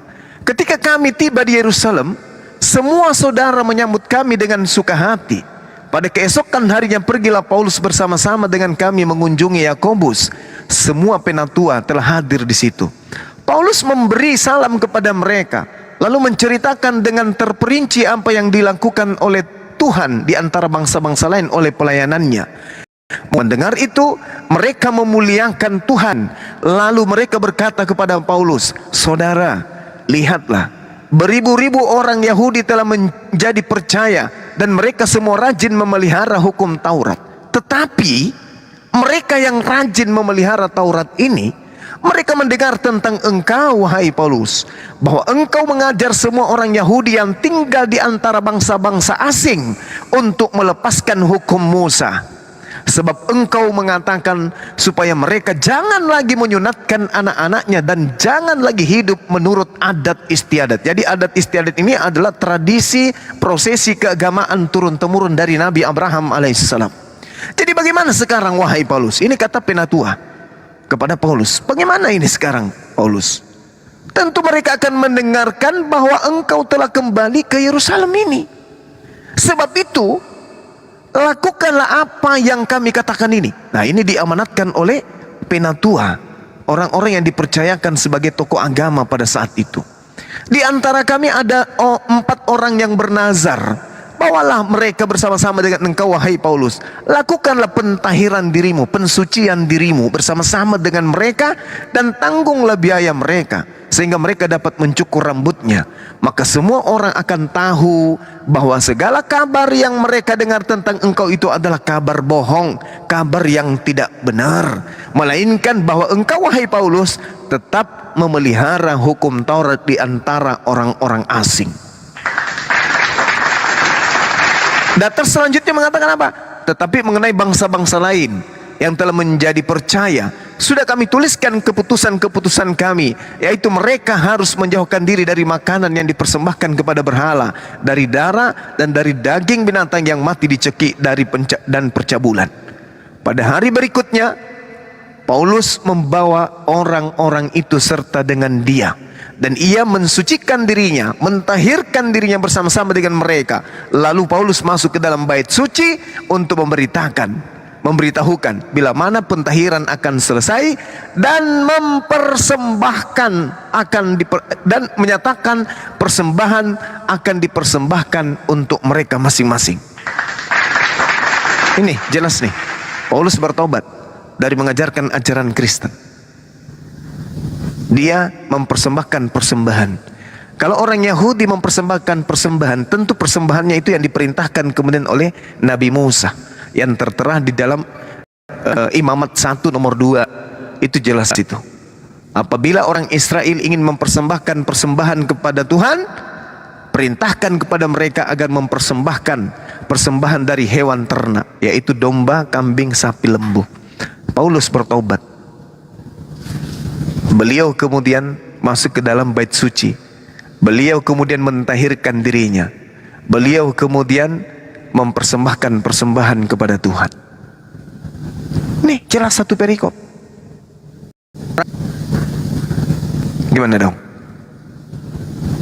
Apa orang Kristen nggak pernah baca ayat yang ini kali ya? Pendeta tidak ngajarkan, akhi. Karena kapan dibacakan ini perpuluhan bubar. Berarti ini data yang menyatakan bahwa Paulus bertobat dari jalan yang salah, ya kan? Iya, betul. Karena di situ dikatakan, oleh karena itu. Jadi bagaimana sekarang? Tentu mereka akan mendengar bahwa engkau Paulus sudah datang di tengah-tengah Bani Israel ini, orang-orang Yerusalem ini. Sebab itu lakukanlah apa yang kami perintahkan, tuh. Lakukan apa yang kami perintahkan. Apa itu? Di antara kami ada orang yang bernazar. Bawalah 4 orang ini bersama dengan engkau. Lakukanlah pentahirannya bersama-sama dengan mereka, dan tanggung biaya mereka sehingga mereka dapat mencukur rambutnya. Maka semua orang akan tahu bahwa segala kabar yang mereka dengar tentang engkau sama sekali tidak benar, melainkan bahwa engkau tetap saja memelihara hukum Taurat. Nah, coba tuh. Ini apa namanya kalau bukan bertobat dari mengajarkan agama Kristen? Lalu kemudian kita lanjut di data selanjutnya, ketika dia ditangkap, kemudian Paulus ditangkap. Ketika masa 7 hari itu hampir terakhir, orang-orang Yahudi yang datang dari Asia melihat Paulus di dalam bait Tuhan. Lalu mereka menghasut rakyat dan menangkap dia. Kenapa? Karena ini orang-orang Yahudi yang datang dari Asia tahu kalau di luar sana, ini orang sana ganas. Orang ini sangat ganas memurtadkan orang-orang Yahudi. Sambil teriak orang-orang Yahudi yang datang dari Asia ini mengatakan, hai orang-orang Israel, tolong. Inilah orang yang dimana-mana mengajar semua orang yang menentang bangsa kita dan menentang hukum Taurat dan menentang tempat ini. Dan sekarang ia membawa orang-orang Yunani pula ke bait suci dan menajiskan tempat suci ini. Ini. Jadi dia kedapatan mengajarkan ajaran yang di luar dari Taurat, di luar dari Yerusalem.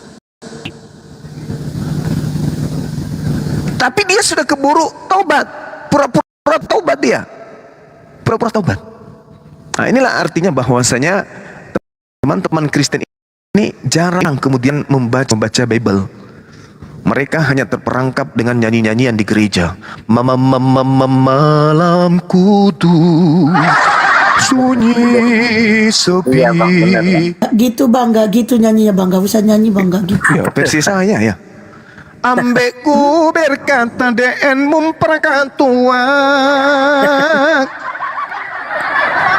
Jadi begitu masuk ke dalam rumah ibadah mereka, bunyi musik, keningan cipta, tutup mata, berdoa kepada yang mereka anggap Tuhan, meneteskan air mata. Oh, semakin tinggi kepercayaannya. Tapi Bible dijauhi, sehingga orang Islam lebih paham Bible dari mereka, karena mereka lebih paham lagu-lagu rohani. Saya ingat dulu, Bang. Saudara Kayaknya Zigzag, seperti orang stres.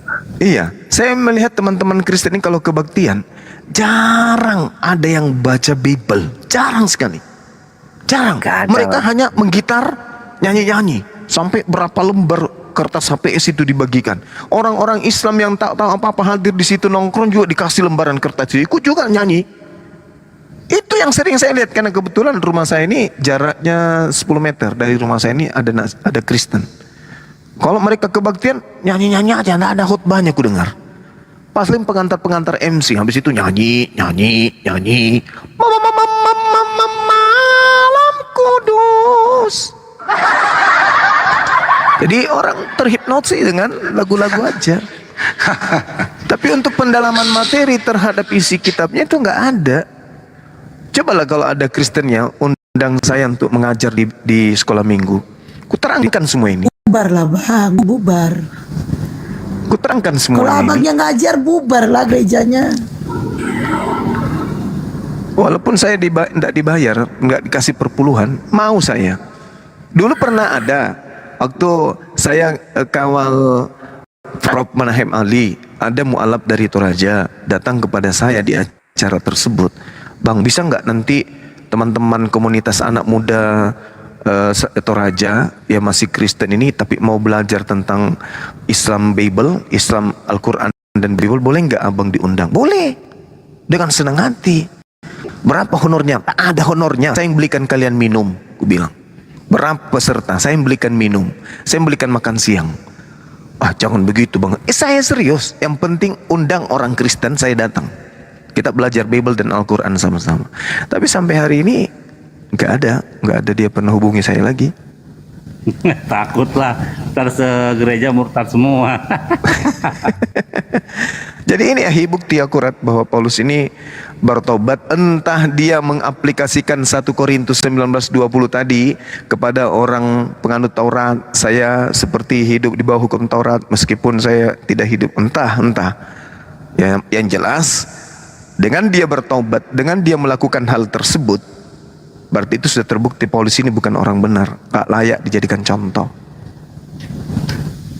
Nah, cuman apesnya teman-teman Kristen ini, yang kedua yang mereka tidak paham, semua surat Paulus itu ditujukan kepada oknum-oknum tertentu.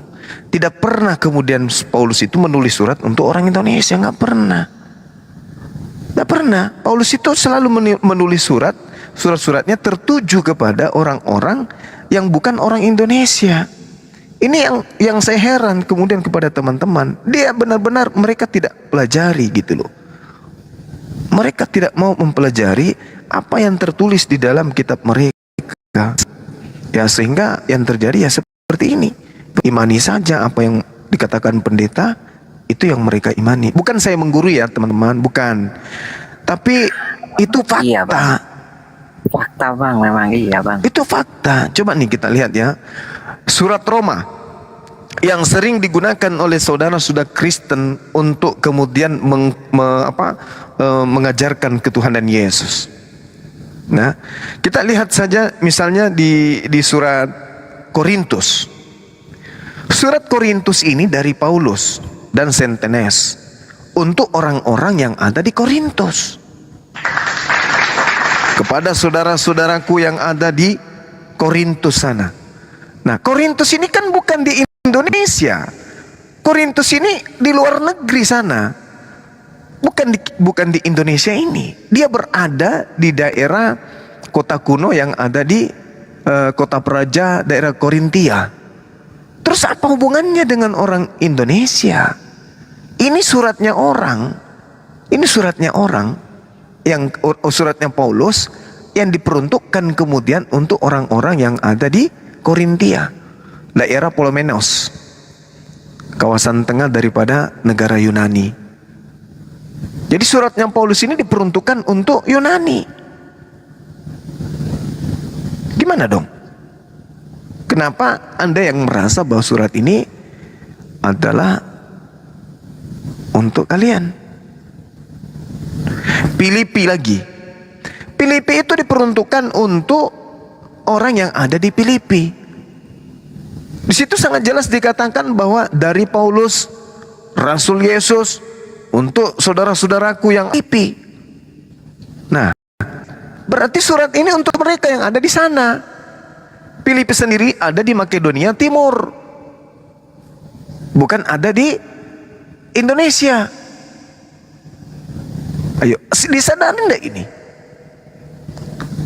Karena di situ ada peruntukan, jelas-jelas peruntukan untuk mereka yang ada di Yunani sana. Lagi-lagi untuk orang Yunani. Jadi surat Filipi ini diperuntukkan untuk orang yang ada di kota munisipal Filipio yang berada di tengah-tengah Yunani sana. Gimana dong? Begitu semua suratnya Paulus untuk orang-orang yang ada di sana, bukan di Indonesia. Jadi harusnya isinya itu diimani oleh orang-orang yang ada di Yunani sana. Ada juga yang dikirim ke Mesir. Coba. Ini teman-teman Kristen tidak pernah pahami itu sampai ke situ. Yang mereka tahu, malam kudus. Itu yang mereka pahami itu. Benar kan? Saudara yang mu'alaf Iya, ini, saudara zigzag kan? Iya. Betul kan? Anu bang, tolong saya ingin bercerita bang. Iya, silakan. Kesaksian ceritanya ya kan? Kita dengarkan. Silakan. Iya, memang anu bang, kita itu memang selalu didoktrin dan didogma bang. Masalah itu lagi masalah sunat bang. Ini saya akan bercerita pengalaman saya bang. Kan sunat itu kan sama Paulus itu kan kita nggak boleh sunat. Ternyata setelah saya dianjurkan oleh Bang Juma ini, itu memang manfaatnya itu beda bang, lebih bermanfaat bang. Nomor satu kita masalah kesehatan bang ya, kan maaf masalah kulit kita itu lebih bersih bang itu. Terus yang kedua bang, saya itu diledekin sama teman-teman bang. Gimana bro? Rupanya gimana gitu ya? Sesudah sunat dan sebelum sunat, apanya yang beda gitu ya? Ya itu, iya memang beda. Beda. Terus saya sempat jalan sama istri itu juga diledekin sama teman-teman muslim itu. Iyalah beda. Coba aja sampean makan pisang dikupas sama nggak dikupas, enak mana? Gitu Pak. Ternyata saya bang tertawa sama istri saya itu bang pas diledekin teman-teman muslim itu bang. Kalau orang makan pisang itu nggak dikupas, kan kayak hewan itu kan, rakus itu gitu. Tapi kalau dikupas enak rasanya. Istri saya malu-malu bang.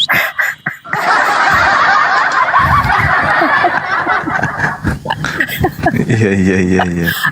Alhamdulillah bang, alhamdulillah dengan mendapat hidayah. Jadi ada gunanya saya mengikuti selama 1 tahun lebih, 1,5 tahun ya kalau ndak salah mengikuti di roomnya Bang Jumai. Alhamdulillah bang. Alhamdulillah. Jadi gini bang, untuk teman-teman saya yang dulu masih oten-oten, kalian cobalah bersunat. Nanti akan kalian rasakan sensasinya beda sekali. Ini yang saya alami, pengalaman saya. Jadi teman-teman oten, bersunatlah kalian kalau ingin merasakan sensasi yang berbeda. Gitu bang. Tapi baiknya syahadat dulu ya kan? Oh iya bang. Syahadat dulu. Iya bang. Gitulah. Oke bang, itu sedikit cerita saya bang masalah sunat itu. Gitu bang. Iya. Nanti sering-sering berkabar ke teman-teman yang lain. Selain sunat, apalagi bang yang dirasakan setelah menjadi muslim? Muka kayaknya kelihatan lebih enteng, lebih bersih bang. Soalnya dianjurkan ambil wudhu itu setiap mau sholat, berarti 5 kali bang. Satu hari itu 5 kali saya itu ambil wudhu sama pakai pembersih muka juga bang, itu 5 kali. Biasanya kerja itu nggak pernah off waktu terdengar adzan itu cuek aja. Sekarang sudah off, kita kalau tidak sempat mandi kita ambil wudhu. Serasa muka itu lebih cerah, pikiran juga lebih fresh tuh bang. Iya. Oh ya, dulu kan ada pertanyaannya Bang Zigzag ya. Gimana kalau misalnya mau kerjakan sholat tapi lagi sibuk-sibuknya kerja gitu kan ya? Tapi bisa Iya kan bang. Alhamdulillah bang. Iya. Ternyata dapat izin juga bang. Allah. Allah. Masya Allah. Dapat izin. Ternyata bos itu bilang silakan yang mau sholat silakan sholat. Habis sholat nanti ya kita kerja lagi gitu bang. Ternyata setelah ambil wudhu itu memang beda rasanya bang. Lebih fresh, pikiran lebih tenang gitu. Itu yang saya rasakan. Itu. Iya. Ada kiamat trans di bawah, kejang-kejang dia. Dibilang nyamar ini. Nyamar. Ini kok saya mulai dulu main WA Nah, sama kiamat naikin aja. Bang Dewa itu ada. Kalau mau di screenshot waktu saya sebelum dan sesudah saya WA-an sama Bang Dewa itu ada, ini masih WA-nya, chat-chatnya sebelum saya mualaf itu kan. Katanya Bang Dewa itu mau belajar bro, kalau mau belajar saya ajarin, tunggu waktu gitu namanya. Tunggu waktu terus saya bilang gitu. Kok akhirnya saya tuh luluh sama Bang Dewa itu. Bang Dewa itu sering chat saya di WA bang. Masya Allah. Iya bang. Mau WA Bang Juma saya. Masalahnya kalau Bang Juma di chatnya WA itu katanya Bang Juma nanti DM jarang dibalas karena terlalu banyak. Jadi saya DM Bang Dewa, chat Bang Dewa. Assalamualaikum. Alhamdulillah. Gitu bang. Iya, lancar. Terus bisa ini lagi bang. Biasanya mudah marah bang. Bisa menahan emosi juga bang. Sekarang itu malah lebih sabar loh bang. Biasanya itu terburu-buru kita berhadapan dengan orang itu bicaranya agak keras. Sekarang saya beda bang, agak bisa nahan gitu bang, bisa nahan kesabaran itu bang. Kenapa ya bang? Kok bisa begitu ya bang? Ya itu dia. Karena akal sudah didudukkan pada tempat yang hati tidak lagi bergumul dengan akal kan? Iya bang, iya bang. Jadi meskipun bicara sama teman di dalam pekerjaan, biasanya saya kan sebagai kepala tukang di konstruksi itu biasa bentak-bentak anak buah itu suruh cepat-cepat. Sekarang saya bang, enggak lagi sudah. Jadi kerja itu sewajarnya aja. Gitu bang, enggak pas di jos seenak perut saya bilang-bilang ke anak buah itu enggak sudah enggak lagi tuh bang. Alhamdulillah bang. Gitu bang. Iya, Masya Allah. Alhamdulillah. Masya Allah. Berarti buang air kecil sudah lancar lah ya bang ya.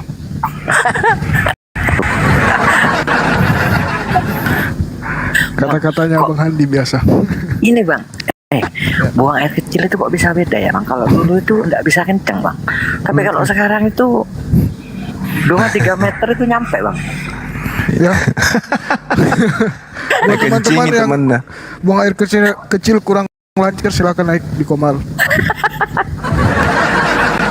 Disinilah solusi. Iya bener nih bang, bener nih bang. Enggak bohong saya bang. Kalau dulu itu mungkin beberapa jengkal ya bang ya. Waktu sesudahnya sunat itu bang saya coba bang 3 meter nyampe loh bang. Mungkin saudara pipisnya di atas pohon. Enggak ya, namanya coba dulu itu saya kan berdiri lah bang. Saya coba berdiri itu saya pancurkan itu 3 meter itu loh nyampe bang. Kalau dulu itu paling enggak setengah meter coba itu sudah full. Kalau itu saya Kok bisa belum dapat beda? ayatnya kalau itu. Tapi kalau yang kalau yang tadi itu memang banyak orang yang cerita seperti itu Bang. Saya sejak menjadi eh, sholat, rajin sholat segala macam itu ya. Hati saya lembut gitu. Di rumah juga sama istri saya ngomong itu tidak seperti biasa. Sampai istri juga heran, loh ada apa ini? Saya kepada anak-anak saya lebih terbuka, saya lebih sayang perhatian kepada mereka. Justru itu yang membuat orang tuanya ikut bersyahadat.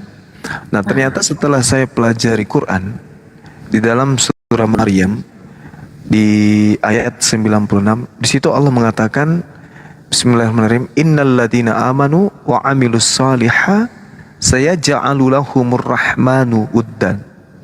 Sungguh, jadi Allah menekankan sungguh orang-orang beriman, orang-orang yang beriman dan yang mengerjakan kebaikan, kebajikan, Allah yang Maha Pengasih akan menanamkan rasa kasih sayang di dalam hati mereka.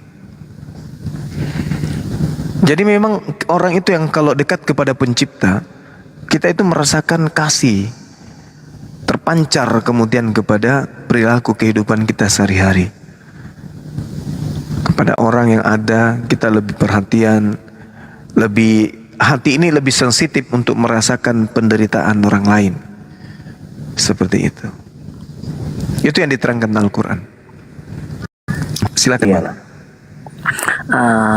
Meskipun pas waktu pulang kerja itu dulu sama sekarang udah beda Bang.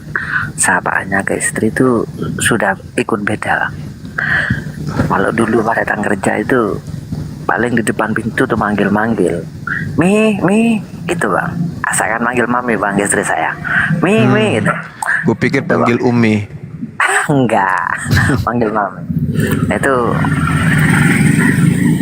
kalau saat ini sudah beda Bang.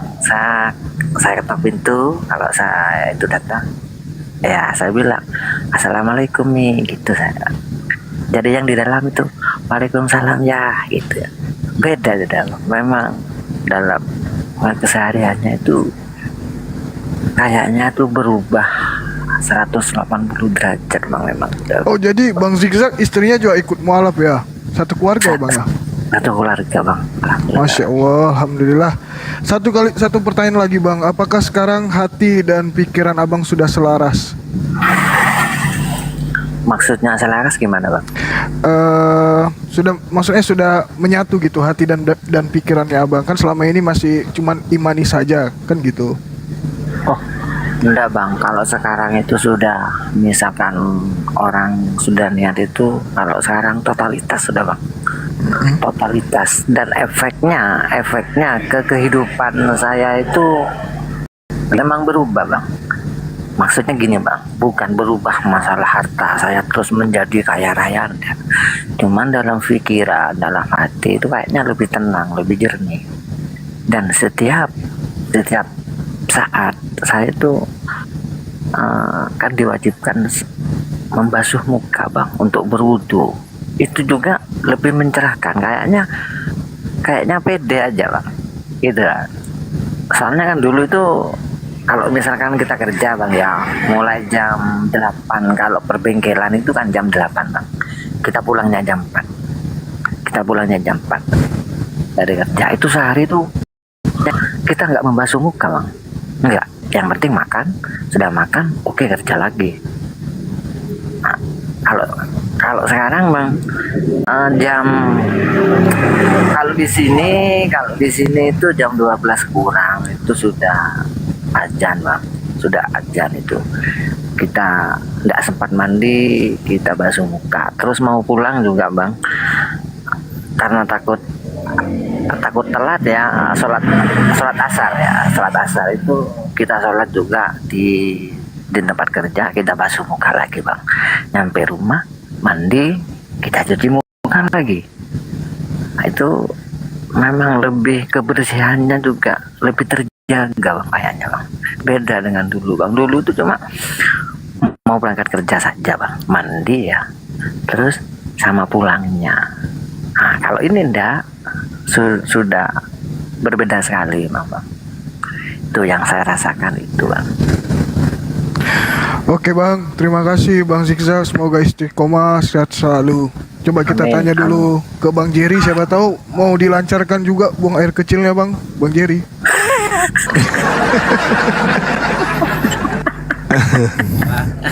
Tetap kulup aja kita mah. Oh, gitu ya. Kan emang kan kalau Bang Zigzag kan emang udah ngambil ya sesuai dengan kepercayaan dia masing-masing seperti itu. Kalau kita pribadi ya tetap percaya kepada Yesus sebagai juru selamat seperti itu. Yang mungkin nanti saya akan belajar lagi sama guru saya Pak Bom Bom. Oh, kirain Bang Zuma Bang. Bagus juga tempat mengajak belajarnya ya. Bang itu semua umat di situ semua Pak Bom Bom. Dia tapi Berarti- baik Bang, dia nggak pelit sama ilmu. Kencingnya masih pendek itu bang. Nggak Iya, bisa iya, iya. kenceng tuh bang. Kencingnya masih pendek ya. Karet oil biar Masih pendek bang, nggak bisa panjang itu. sama Mairot. Oke Bang Zigzag ya, terima kasih. Kita gantian dengan Kristen yang lain yang ingin berdiskusi dengan Bang Juma. Bang Zigzag, terima kasih ya Bang ya. Sehat selalu. Semoga selalu istiqomah. Assalamualaikum warahmatullahi wabarakatuh. Amin. Amin ya Rabbal alamin. Bang Jerry, ada lagi yang ingin disampaikan Bang? Atau masih ada pertanyaan? Bang Handi monitor.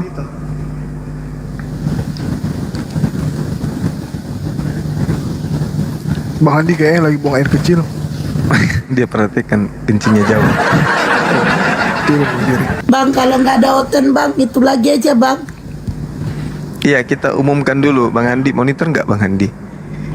Oh ya Bang, Bang izin Handi. aku dikit Bang. Ada, jadi kemarin kan kita ada yang satu keluarga mualaf di Aceh itu kan ya.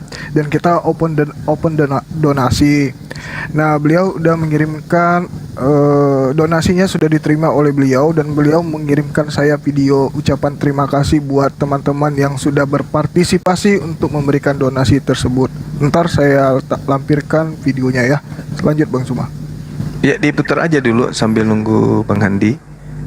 Baik, ntar saya pindahkan dulu di handphone satu. Baik.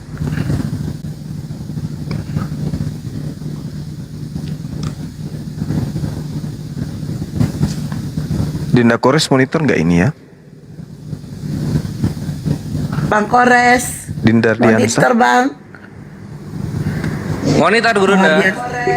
Bang Ardiansa dari tadi mute kayaknya tidur dia. Bang Handi. Doubling Bang Kores, doubling.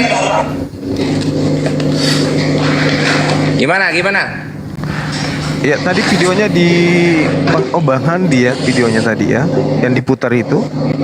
Ih, Videonya sama saya bang. Oh ya udah diputar aja lagi, kita minta ke teman-teman kemudian membantu. Tapi Sadli mau saudara-saudara. mutar itu dulu bang.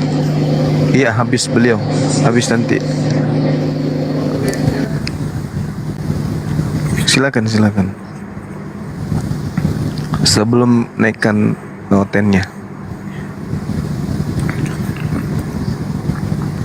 Sadli, kayaknya Sadli lagi nyari videonya tenggelam dengan video-video Sadli. yang lain.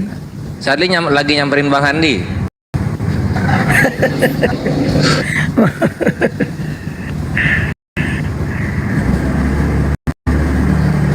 Sumatera mayoritas Kristen, menghayal Bang Bil, gimana Sumatera mana dulu? ini? Bang Bil, Oh,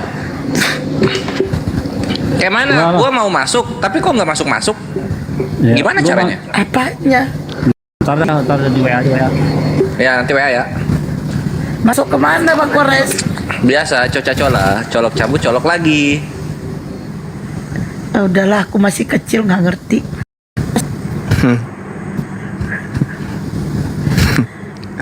Sumatera mana dimaksud? Kalau Sumatera itu mayoritasnya Islam. Sumatera mana dulu? Sumatera Utara juga mayoritas Islam. Cuman di daerah-daerahnya misalnya kayak daerah Samosir gitu, itu mayoritas Kristen. Tarutung mayoritas Kristen. Bali G mayoritas Kristen. Kalau udah masuk Sibolga mayoritas Islam. Pekanbaru mayoritas Islam. Padang Sidempuyan, hampir semuanya Islam. Gitu. Ini gitu. mana Mayoritas dulu Kristen. daerahnya? Danau Toba, Liberia. Danau Toba.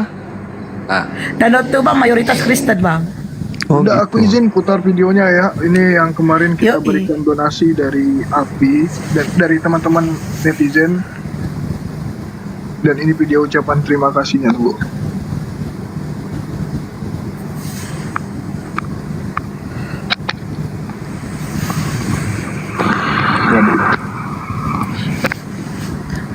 Mana kayak gitu gambar itunya Sadli kelihatan Bible Study. Kenapa kayak gitu ya? Cemana gitu. Dah. Balik lagi, satu kali lagi balik. Kepalanya dibawa bagus, biar kopiannya lepas.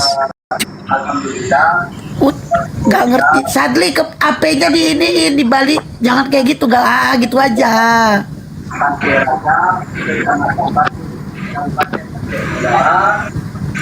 Kami mengucapkan terima kasih kepada umat yang sudah berkenan memberikan donasi kepada saudara kita yang sudah masuk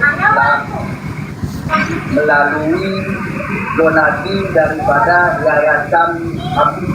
Mudah-mudahan dengan berkat bantuan umat kepada saudara kita sekeluarga, mudah-mudahan berkat dan uang yang diterima bisa dipergunakan untuk kepentingan beragama, dan uang tersebut oleh kepala desa langsung dan Nasihut desa yang kemudian diserahkan langsung pada adalah ketua umat DKF Biak Muli Pantai Raja. Yang di samping saya sebelah kanan adalah imam masjid Biak Muli, imam masjid Betul Rahman. Ini kepala keluarga yang dari Mu'alaf yang sudah masuk dan beliau adalah kepala kita yang Pantai Raja, dan ini beliau ini adalah desa yang Pantai Raja, dan ini adalah Bumi Haji yang sudah mendidik saudara kita perempuan. Selain ini anaknya, keluarganya, dan selainnya adalah tokoh masyarakat yang sudah peduli dan mengapresiasi keluarga yang sudah berkenan masuk agama Islam kita yang diridhoi oleh Allah. Amin. Dapat kita sampaikan dan ini adalah penyerahan langsung dari kepala desa kepada kepala keluarga yang sudah Ini kalau ada orang mau melahirkan ini keguguran duluan, ini baru selesai nih Ustaz.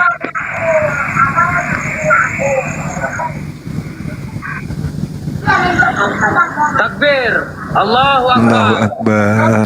Masya Allah. Allahu Akbar.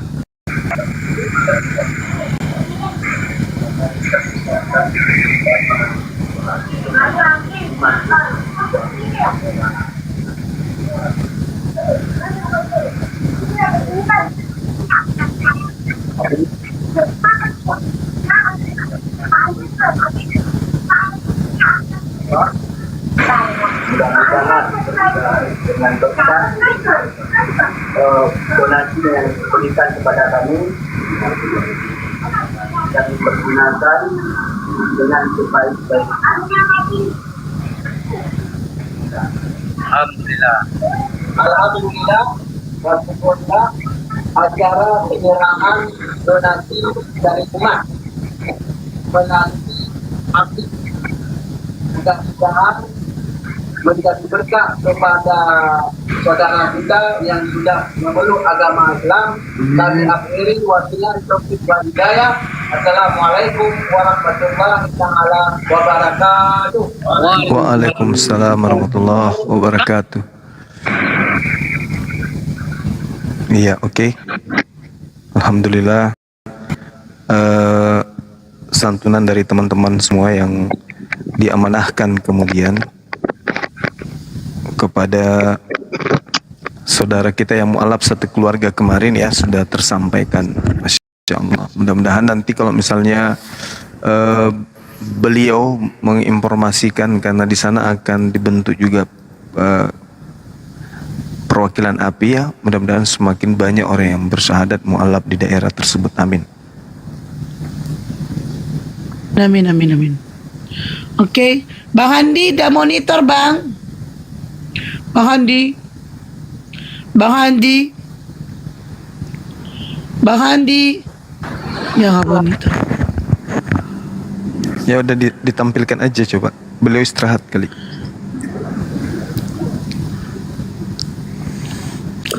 Jadi ini teman-teman, Dibesarkan beliau ya. ini adalah sedang ada bencana banjir ya di tempat kelahirannya Bang Juma. Itu di Sulawesi berapa? Sulawesi apa, Bang? Sulawesi Selatan. Nah, kalau ini Sulawesi Selatan. tidak diragukan. Sulawesi Selatan tepatnya di daerah Luwu ya. Daerah pertama masuk di Luwu itu daerah Palopo, ada namanya Cimpu, Suli, Cilalang, daerah Wajo lah ke sana. Itu kena musibah semua teman-teman. Banjir ya. Dan sudah menelan beberapa jiwa kejadian ini. Ya, kami menghimbau kepada saudara-saudara untuk mari kita saling membantu untuk meringankan beban saudara-saudara kita yang ada di sana. Iya, Suli, Wajo betul. Ini teman-teman.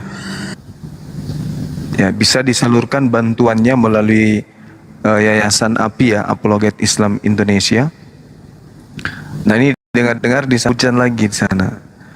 Hujannya di sana juga kalau dalam keadaan itu sangat rawan ya, kalau sudah tergenang kayak gini terus ada hujan sebentar aja itu seketika kemudian anginnya itu airnya itu tinggi gitu loh teman-teman sekalian. Memang ada Aris ada Erlang, makasih sungai Aris besar di situ, kan? Erlang. Gimana Ahi? Ada sungai besar di situ apa gimana? Sebenarnya daerah itu pinggir pantai, memang sepanjang ini kan Sulawesi Selatan itu kan pinggir pantai semuanya sampai ke Tenggara gitu Ahi. Jadi kalau ada hujan pinggir pantai terus gunung kan, dari arah kanan gunung sebelah kiri laut, jadi kencang kali turun gitu. Jadi teman-teman yang mau memberikan donasi melalui GIF juga boleh kirim GIF-nya ke Pera Istar. Nah itu ke Pera Istar ya. Jadi teman-teman yang mau berikan GIF untuk donasi bantuan ke sini, kirimnya ke Pera Istar. Nah, atau kalian bisa langsung ke rekening. Nah, nomor rekeningnya aku tidak ingat. Iya, Masya Allah. Ya, rekening. Assalamualaikum warahmatullahi wabarakatuh. Waalaikumsalam warahmatullahi wabarakatuh. Ya, ke rekening BNI ini ya, ke rekening API ya. Iya, Iya, API. Pak, ya Ustadz Alif. Baik, saya sebutkan ke rekening Yayasan Apologet Islam Indonesia, nomornya itu 7-nya 5 kali 51770 ya. Jadi rekening Yayasan API itu saya sebutkan sekali lagi sangat mudah, 7-nya 5 kali. Jadi 7-nya itu 5 kali 7777 nah gitu. Habis itu 51770. Jadi ingat-ingat ya, 7-nya 5 kali. Bang apa Ustadz Alif? BNI. 7-nya 5 kali 51770. Ya. Dan izin turut menambahkan ya, Gurunda, para guru semua. Kebetulan tadi habis ada acara, bismillah. Dan tadi betul videonya sudah ditampilkan oleh host ya, Sadli, bahwa sudah diterima uang dari umat yang digalang oleh API untuk keluarga mualaf di Aceh. Dan kemarin kita memang beberapa kali koordinasi ya, ada sedikit kesulitan kesulitan sampai kita minta perwakilan dari sahabat api di Aceh, tapi karena memang jaraknya terlampau jauh jadi kami urungkan, sehingga kami langsung alhamdulillah menemukan kontaknya langsung ke beliau. Ternyata beliau itu saat itu memang juga menumpang di rumah orang dan mereka berpindah lagi ke tempat lain cariin kontrakan, tapi kurang mendukung, pindah lagi. Jadi satu keluarga itu pindah sana pindah sini, tapi alhamdulillah beliau sudah ada tempat di situ dan uang dari umat itu sudah tersalurkan, yang disalurkan oleh Yayasan API kepada keluarga itu senilai 7.300.000 rupiah, dan itu semua uang dari umat. Dan ini juga bagian komitmen dari Yayasan Apologet Islam Indonesia, selain menghadapi dalam dunia perdebatan bagaimana kita membentengi akidah saudara kita dan mendukung atau kita peduli terhadap saudara-saudara kita yang mualaf, sebagaimana yang sudah dijalankan berkali-kali, seperti komitmen kita juga dukung mengajak umat berinfak bersedekah untuk keluarga yang mualaf yang di Jawa Tengah, yang di waktu itu di Manado, yang ini di Aceh, belum lagi mualaf yang lain yang memang mereka mengalami kendala, dan insya Allah ini akan terus berjalan. Ketika ada saudara kita yang mualaf perlu kita support oleh kita, dukungan oleh kita, maka Yayasan API di sini ya mewakili dari mengajak umat bergerak, bertindak, atau kita saling tolong menolong, karena perintah juga di dalam Al-Quran ya, kita saling tolong menolong dalam kebaikan gitu. Nah, termasuk juga sedikit pengumuman buat saudara-saudariku yang mu'alaf namun masih bingung nih mau belajar di mana atau kemana. Alhamdulillah sudah berjalan program API. Kita sudah menjalani program kajian bareng mu'alaf itu di Zoom yang kita sediakan. Jadi kalau di TikTok mungkin terlalu ini ya, sedikit juga. Dan kemarin sudah kita berjalan di Zoom, jadi kita belajar Iqra bersama gitu. Yang ingin belajar baca Al-Quran, nanti belajar fikih dari dasar bersama, dan belajar ilmu tauhid dari dasar bersama. 3 program itu yang sedang dijalankan, nanti juga akan didampingi oleh guru-guru kita yang lain. Yang ingin ngaji, yang mu'alaf belajar Iqra dari awal, boleh hubungi ke saya langsung atau ke Pak Sekum atau ke host. Nanti sampaikan ke kami bahwa ingin bergabung mengaji. Ini dari dasar ya, karena kita perlu bimbingan saudara kita, kajian ilmu dari dasar. Walaupun sebenarnya saudara-saudara kita juga sudah membuat programnya, kita sudah koordinasi, sudah sampaikan ke API Jatim, kemana mereka juga mengadakan kajian belajar dari dasar. Nah, itulah program-program yang dijalankan oleh Yayasan Apologet Islam Indonesia. Sekali lagi, kita itu ada bencana, bagi yang ingin mendukung, menyalurkan meringankan beban saudara kita, silahkan di transfer ke rekening yayasan yang nomornya adalah 7-nya 5 kali 51770 atas nama Apologet Islam Indonesia. Nah, seperti itu. Mungkin itu saja pengumuman dari saya, Gurunda dan semua. Saya akan kembali ke habitat saya. Terima kasih. Assalamualaikum warahmatullahi wabarakatuh. Waalaikumsalam warahmatullahi wabarakatuh. Emang habitatnya Ustaz Alif di mana? Waalaikumsalam warahmatullahi wabarakatuh. Di bawah, saya kembali turun. Lanjutkan silakan. Makasih Alif. Siap Ketua. Jadi Saya juga mengucapkan banyak terima kasih ya kepada Bang Asis Sarif yang ada di Enrekang. Masya Allah, sabar ya Bang. Mudah-mudahan teman-teman kita yang ada di Enrekang dan wilayah sekitarnya yang kena musibah diberikan ketabahan, kekuatan ya. Amin. Ini adalah ujian. Dengar-dengar informasi hujan lagi di daerah kejadian yang ada sekarang di video ini. Ayo teman-teman yang ingin menyalurkan bantuannya silakan nanti konfirmasi ke nomor Bang Handi ya, untuk segera kemudian kita salurkan. Kemudian sudah terkumpul dana yang akan kita salurkan itu, nanti kita akan langsung kepada teman yang ada di lokasi. Terus Ayo, yang mau teman-teman. berikan gift ke Iya. Pera Istar. Betul. Makasih ya sahabat Aris Erlang, syukran. Iya Silakan, teman-teman, berapapun sedekahnya itu sangat ternilai dan sangat membantu saudara kita yang sedang membutuhkannya. Dan ini adalah ujian, jadi marilah kita mengurangi beban saudara kita dengan berapapun, 1 mawar pun tidak apa-apa. Ini yang hilang rumahnya nih. Rumah Aduh, hilang ya. tuh, tinggal lantai. Terbawa banjir. Kasihan. Kalau Oh, nggak jadi, salah, iya gimana deh? Iya, jadi ini masuk akal ya Ikhwan ya, karena posisinya itu ini hujannya itu nggak berhenti udah berhari-hari ya. Ada Guru ya? korban bang ini. Ada Innalillahi. beberapa ayat yang ada ditemukan di sana. Coba saya pantau dulu ya. Itu bergontongan tuh mayat tuh. Tuh, Ini aku ulangi Jadi lagi ya. berhari-hari Ikhwan. Nah, Baru lihat tuh aku. mayatnya tuh. arus Di listrik Bali juga mungkin pernah ada yang ngaruh 1 juga hari itu. setengah tapi. Iya betul. Iya. Ada yang tersengat arus listrik kayaknya itu. Aduh. Terus kalau kayak gitu tuh Ikhwan ya jangan dibilang apa berenang kan bisa berenang. Enggak ini Ikhwan. Itu airnya bukan air laut yang dalamnya kosong. Dalamnya itu isi ada seng, ada kayu, ada besi. Ada tanah. Lumpur nggak bisa orang renang lumpur. Heeh, susah.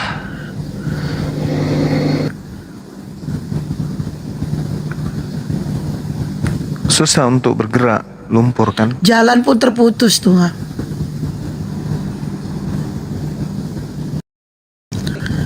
Abang kapan ke lapangan Bang Juma? Ini tunggu informasi dulu dari keluarga yang ada di bawah, informasi terakhir. Karena mobil katanya nggak bisa lewat mobil. Lah ya Guru udah parkir di mana? Itu dia makanya. Oh di ini Guru gerbang selamat datang. Astagfirullah. Emang lama-lama si Polres nih. Ada yang nanya di mana? Ini di Sulawesi Selatan teman-teman. Tepatnya di Kabupaten Luwu. Tempat kelahiran saya ini. Ada tak kirim ya Tia foto terakhir ya, Iya. informasi terakhir tuh. Berapa jam ini Gurunda dari tempat Gurunda sekarang? Sekitar 8 jam, 7 jam. 6 Oh, jam, jauh. kurang lebih 6 jam. 6 jam. Ke atas berarti ya? Iya, daerah ke Ini. Poso. Oh iya tahu. Lagian kalau jalan ke sini Bang, itu mobil tuh harus langsung dicuci. Bakalan rusak dia karena kena tanah merah. Ada saya kirim videonya tuh yang Siap, Bang. update terakhir yang ditemukan orang. Banyak nih videonya. Jadi ayo teman-teman kita bantu saudara-saudara kita yang ada di sana ya. Ini mayat yang ditemukan nih.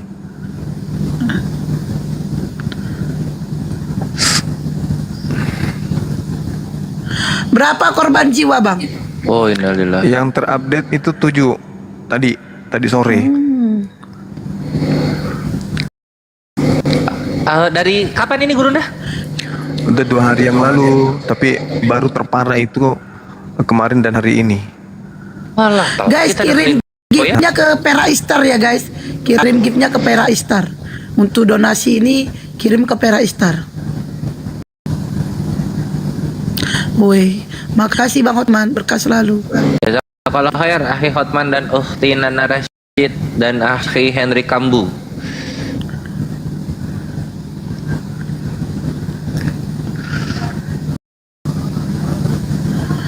Apakah ada info Bang banjir susulan? Ini hujan deras di sana. Bakalan. Banyak sih videonya dikirim nih sama Bang Andi. Di rumahnya sampai seperti ini guys. Yang ini Sat, yang pas banjir banget lumpur semua. Aduh, ya Allah. Kayak mana mau berenang? Ketinggian banjir itu sampai 3 meter. Ya tuh tadi rumah tenggelam. Tidak sampai 3 meter Gurunda. Wah, ya apa namanya? Cukup. Orang kan 2 meter kurang orang-orang.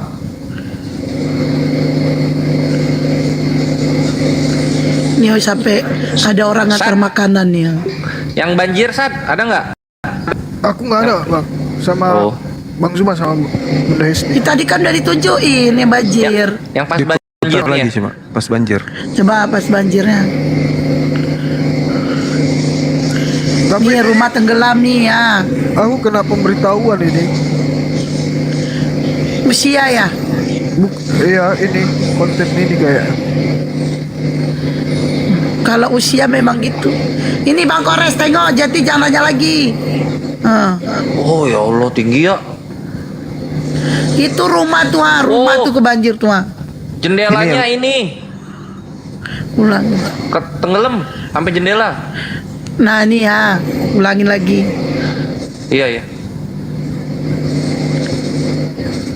Ini mah bukan 3 meter Bang. Kalau udah tenggelam rumah itu udah 5 meter itu. Ngarang aja enggak lah. Itu segitu 3 meter kurang bener itu. Masa sih? Iya. Rumah ada tenggelam tuh.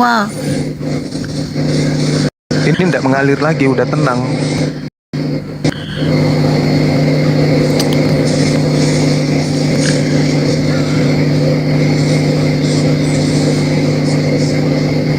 Di barang-barang pada ini ada anak kecil lagi.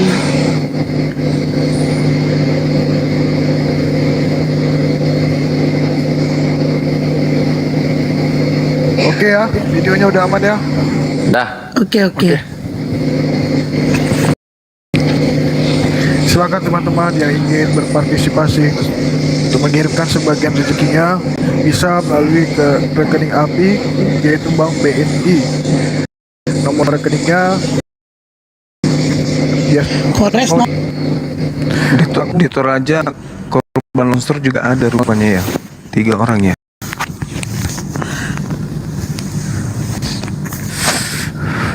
Oke Bang, kita lanjut Ayo, diskusinya. saudaraku. Oke, ada hotel emang. Ini kayaknya Bang Henry. Yang Selamat tadi malam. kan. Bang Henry, gimana? Buang air kecilnya sudah lancar? Oh nggak ada. Udah Bang Juma besarin. Kok Bang Kores aja besarin Sadli, biar orang lebih gampang ngapain donasi ke itu, ngirim-ngirim itunya. Jadi teman-teman bersedekah 1 mawar pun tidak apa-apa, kirim ke Bang Kores. 1 mawar itu berarti bagi saudara-saudara kita yang sangat-sangat membutuhkan. Ayo ya, ingat jangan takut miskin, karena sedekah kalian itu akan menolong kalian nanti. Sudah berubah namanya ya, sedekah ya sekarang ya. Wow, Masya Allah, Masya Allah, Masya Allah. Musibahnya itu terjadi di kampung kelahiran Bang Juma. Tapi Bang Juma udah tua ya sekarang. Itu waktu dia lahir dulu jadi di sana.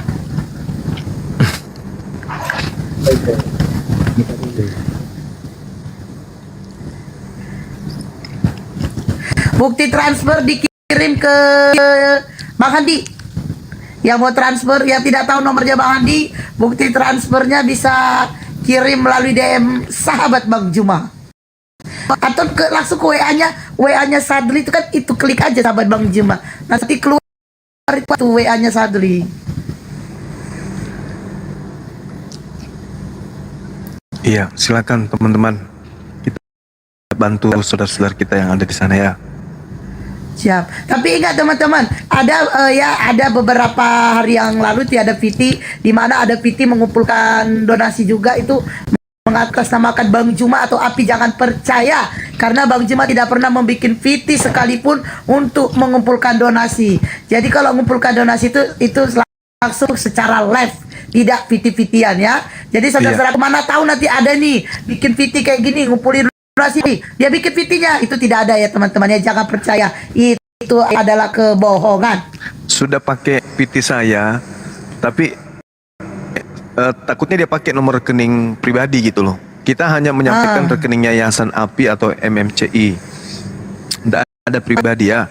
Betul, jadi suaranya Bang Juma diedit. Nah nanti dia sebutkan nama nomor rekeningnya, nama pribadi. Jadi teman-teman jangan sampai dibodoh-bodohi. Jangan percayalah. Betul. Intinya gini sih teman-teman, intinya Bang Juma tidak pernah membuat VT Viti apapun untuk mengumpulkan donasi melalui nomor rekening pribadi. Ingat Viti tahu ya Viti. Nah, kalaupun ada mengumpulkan donasi itu secara live nih kayak gini. Yang sekarang ini jadi kalau ada nanti yang mengedit ini lagi terus mengataskan nama Bang Juma, itu hoax ya teman-teman. Ya hoax. Atau yang pakai AI itu bahaya juga AI. Jadi bisa ada suaranya Akizuma, gambarnya Akizuma, tapi suaranya pakai AI, itu bahaya. Seperti yang ini ya, yang dibuat ini Gilbert, dia seakan-akan debat dengan saya pakai suara saya, bukan saya. Ini juga ada yang komen katanya Pak Bom Bom ke sana dia bersedia menjadi pelampung. Dia tenggelam kayak batu dia kalau ke situ.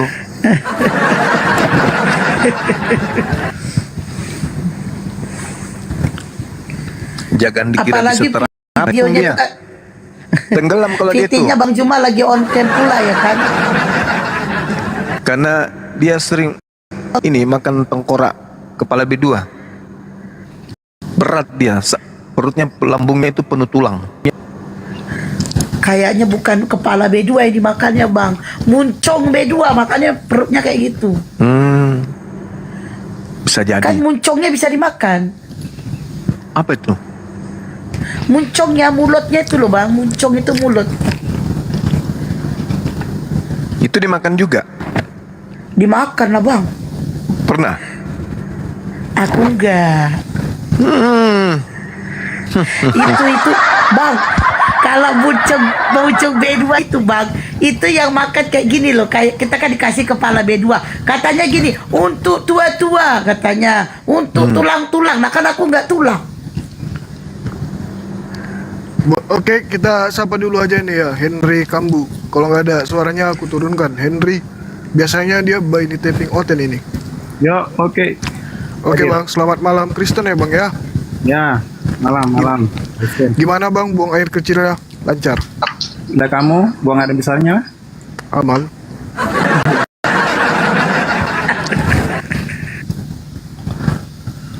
Ya Allah, saudara-saudara kita itu kalau masalah sedekah, luar biasa.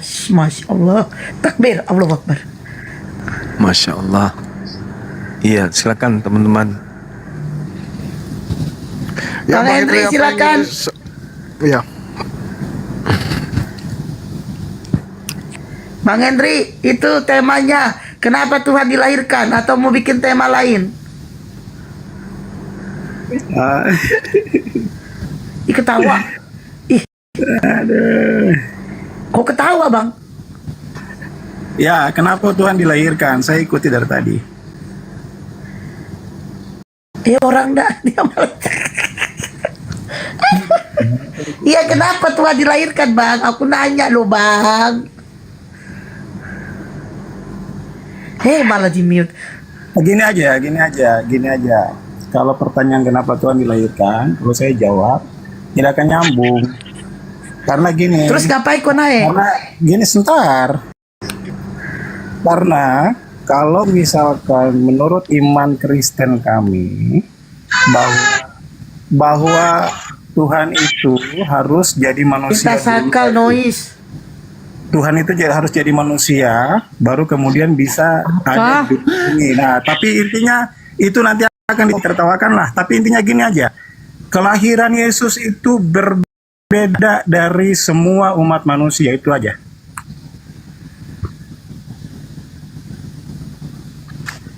Hanya Yesus satu-satunya yang lahir tanpa ada hubungan biologis. Masih dalam konteks topik kita malam hari ini. Istri Adam. Bang Juma silakan. Adam juga. Adam itu jelas berbeda karena itu ciptaan pertama. Masa ciptaan pertama langsung diciptakan bayi atau proses lahir, semua makhluk hidup yang diciptakan pertama itu langsung diciptakan dewasanya atau wujud sudah menjadi. Jadi ya. Terus untuk apa? Untuk apa Tuhan? Namanya. Untuk apa Tuhan saudara itu lahir jadi bayi? Untuk apa? Karena yang saya tahu itu Tuhan tidak pernah lahir.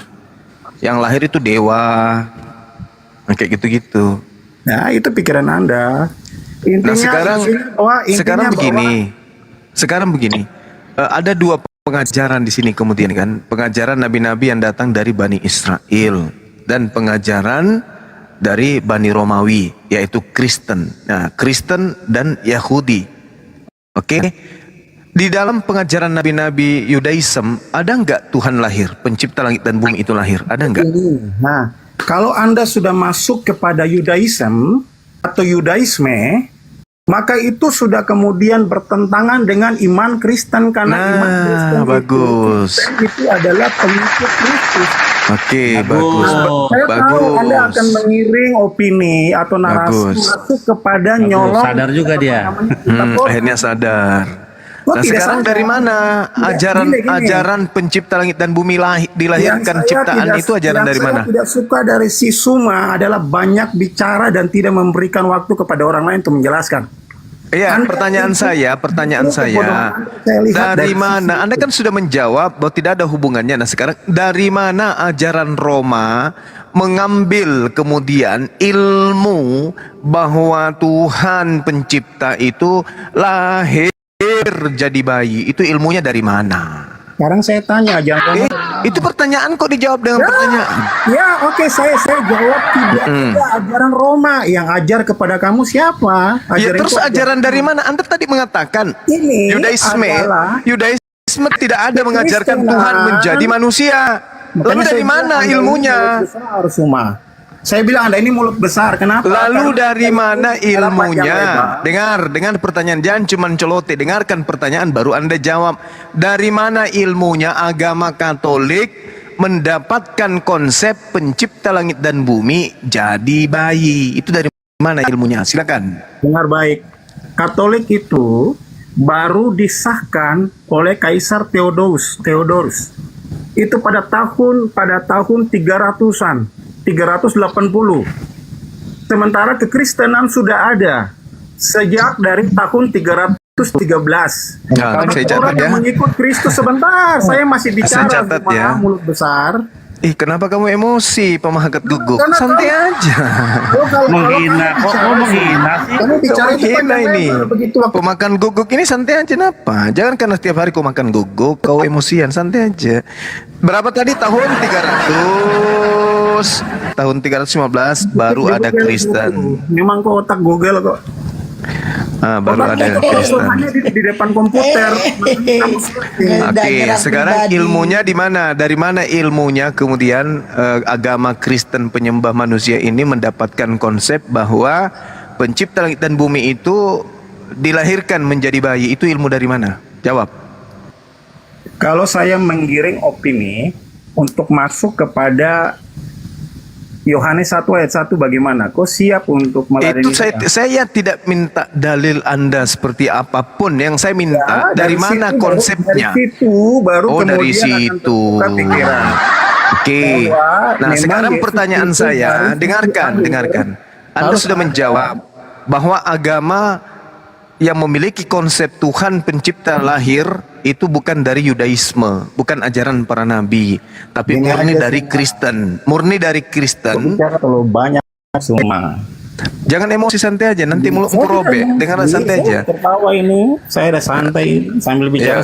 Sudah. Maka jangan kebanyakan makan anjing, jadi kamu menggonggong, ngomong kosong. Nah, sekarang kamu mengatakan bahwa agama Kristen itu lahir di tahun 315.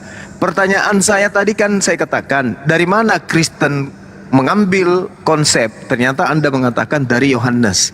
Pertanyaan saya, Yohanes 1 nomor 1, ini firman siapa? Ini perkataan siapa? Kalau Elohim tidak mungkin.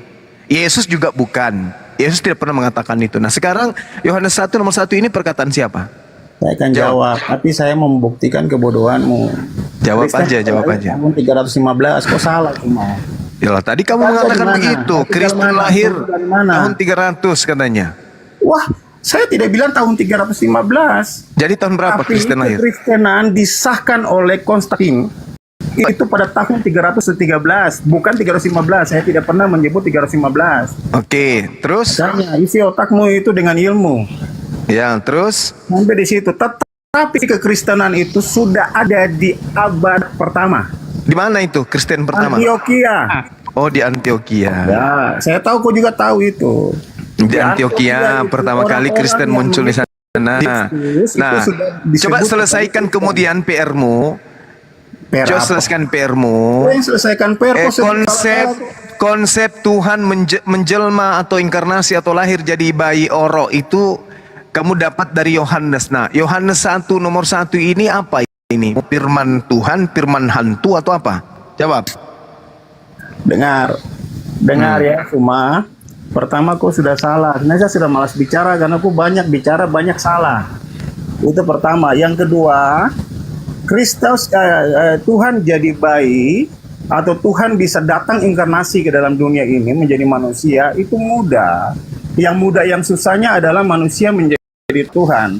Oke, kita masuk ke Yohanes 1 ayat 1. Original teksnya bilang begini, en arche en hologos, kai hologos en prostonteon, kai theos en hologos, atau kai theos en hotheos, kai theos en hologos.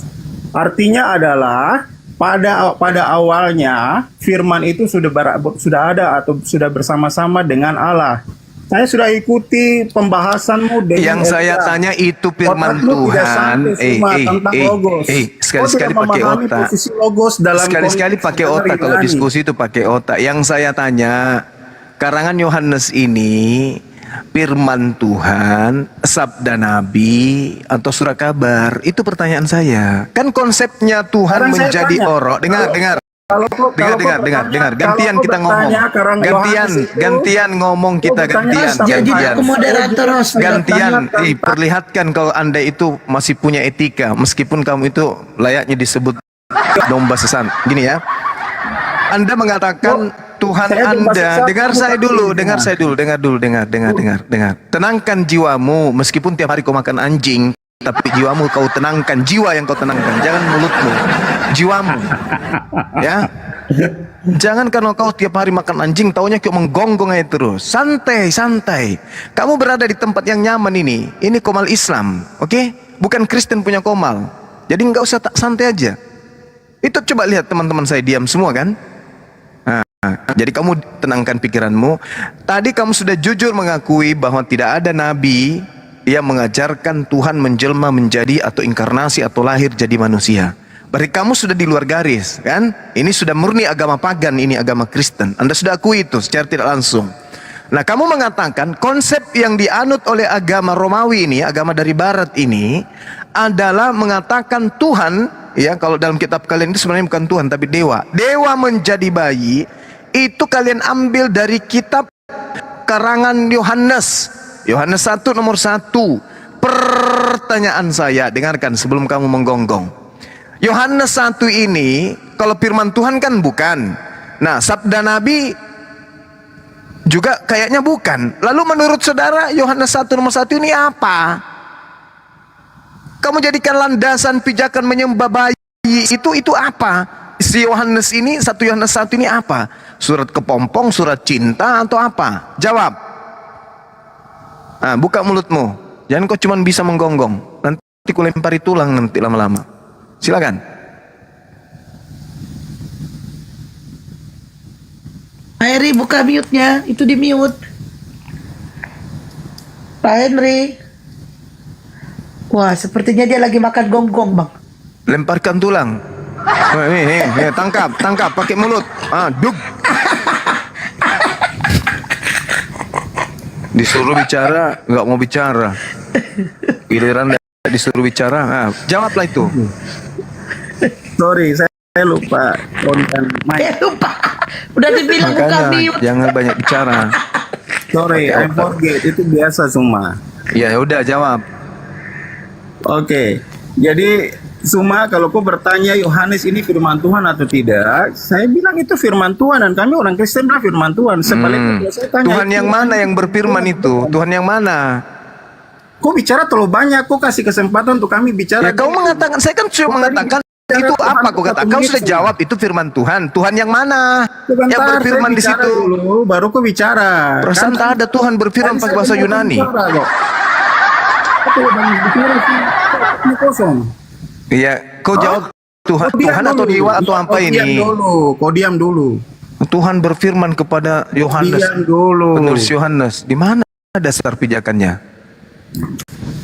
Yohanes berfirman itu melalui ilham daripada Tuhan. Tuhan siapa? Saya balik tanya di Tuhan mana? yang mana? Tuhan yang mana? Allah menurunkan Tuhan yang mana? Allah Subhanahu wa taala mewahyukan Al-Qur'an kepada baginda Rasulullah Muhammad SAW. Sama Yohanes juga dia Di mana? Di mana dalilnya? Yohanes 1 itu firman Tuhan, di mana dalilnya? Maksudnya bagaimana? Maksudnya bagaimana? Yang sebagai penyampai firman, kalau kamu mendalami materi di kitabmu itu, yang saya tanya dulu tunggu. Ini Yang menerima firman, yang menjadi penyampai firman itu Yesus atau Yohanes? Yang menerima firman dari Theos itu Yesus atau Yohanes? Hei, sakulu, jawab rong.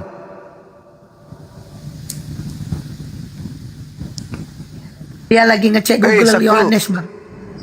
Yang menerima firman Yesus atau Yohanes, pengarang Yohanes? Tadi kau bertanya yang menerima Yesus atau Theos, maksudnya itu pertanyaan bagaimana? Iya, sembahan kau itu kan Theos, sembahanmu kan Theos. Nah, saya tanya. Nah, siapa yang sembah Theos? Theos dalam konteks Yunani atau dalam pagan Yunani atau Theos dalam konteks kekristenan? Lah, Kristen ini dari mana rupanya? Lah, Kristen ini pengikut Kristus. Adalah orang-orang yang percaya kepada Kristus, orang-orang yang melakukan semua yang diperintahkan oleh Kristus. Ada nggak Yesus pernah mengajarkan ajarannya itu? Melebar dulu. Ada nggak? Kau mengatakan pengikut Kristus. Ada nggak Yesus itu pernah berdakwah kepada orang-orang Roma Yunani? Ada nggak? Kita selesaikan satu dulu. Saya belum selesai. Nggak perlu. Ngapain kau aja saya menjadi orang tulul juga? Nggak mau Ngapain saya. kau ajar saya juga? Kamu mengatakan, kamu memfitnah bahwa Yesus itu mengajarkan kalian. Sejak kapan Yesus mengajar kepada orang yang tidak bersunat? Di mana?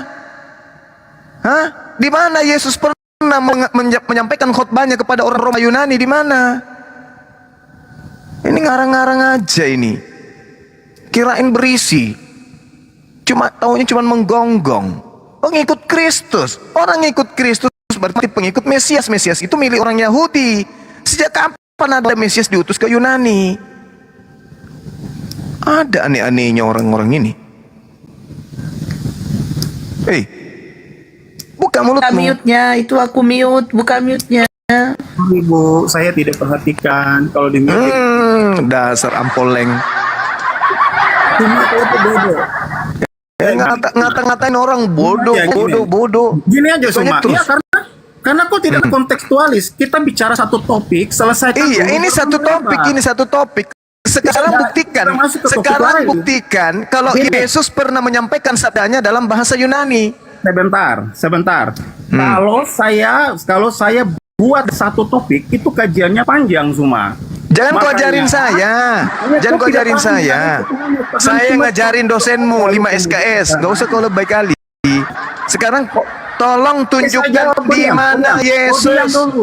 di mana Yesus pernah menyampaikan firman dengan menggunakan bahasa Yunani. Tunjukkan ke saya. Nah, ini kok bodoh di sini. Setelah zaman intertestamental, pada zaman itu adalah yang berkembang di situ, yang menguasai sampai ke semua. Saya tidak tanya ruang lingkupnya itu. Yang saya tanya pada saat itu adalah bahasa di mana dalilnya Yesus bersabda. Kau diam dulu. Di mana Yesus bersabda pakai bahasa Yunani di mana? Sekarang saya tanya balik. Apa bukti Nabi Muhammad dapat firman dari Allah?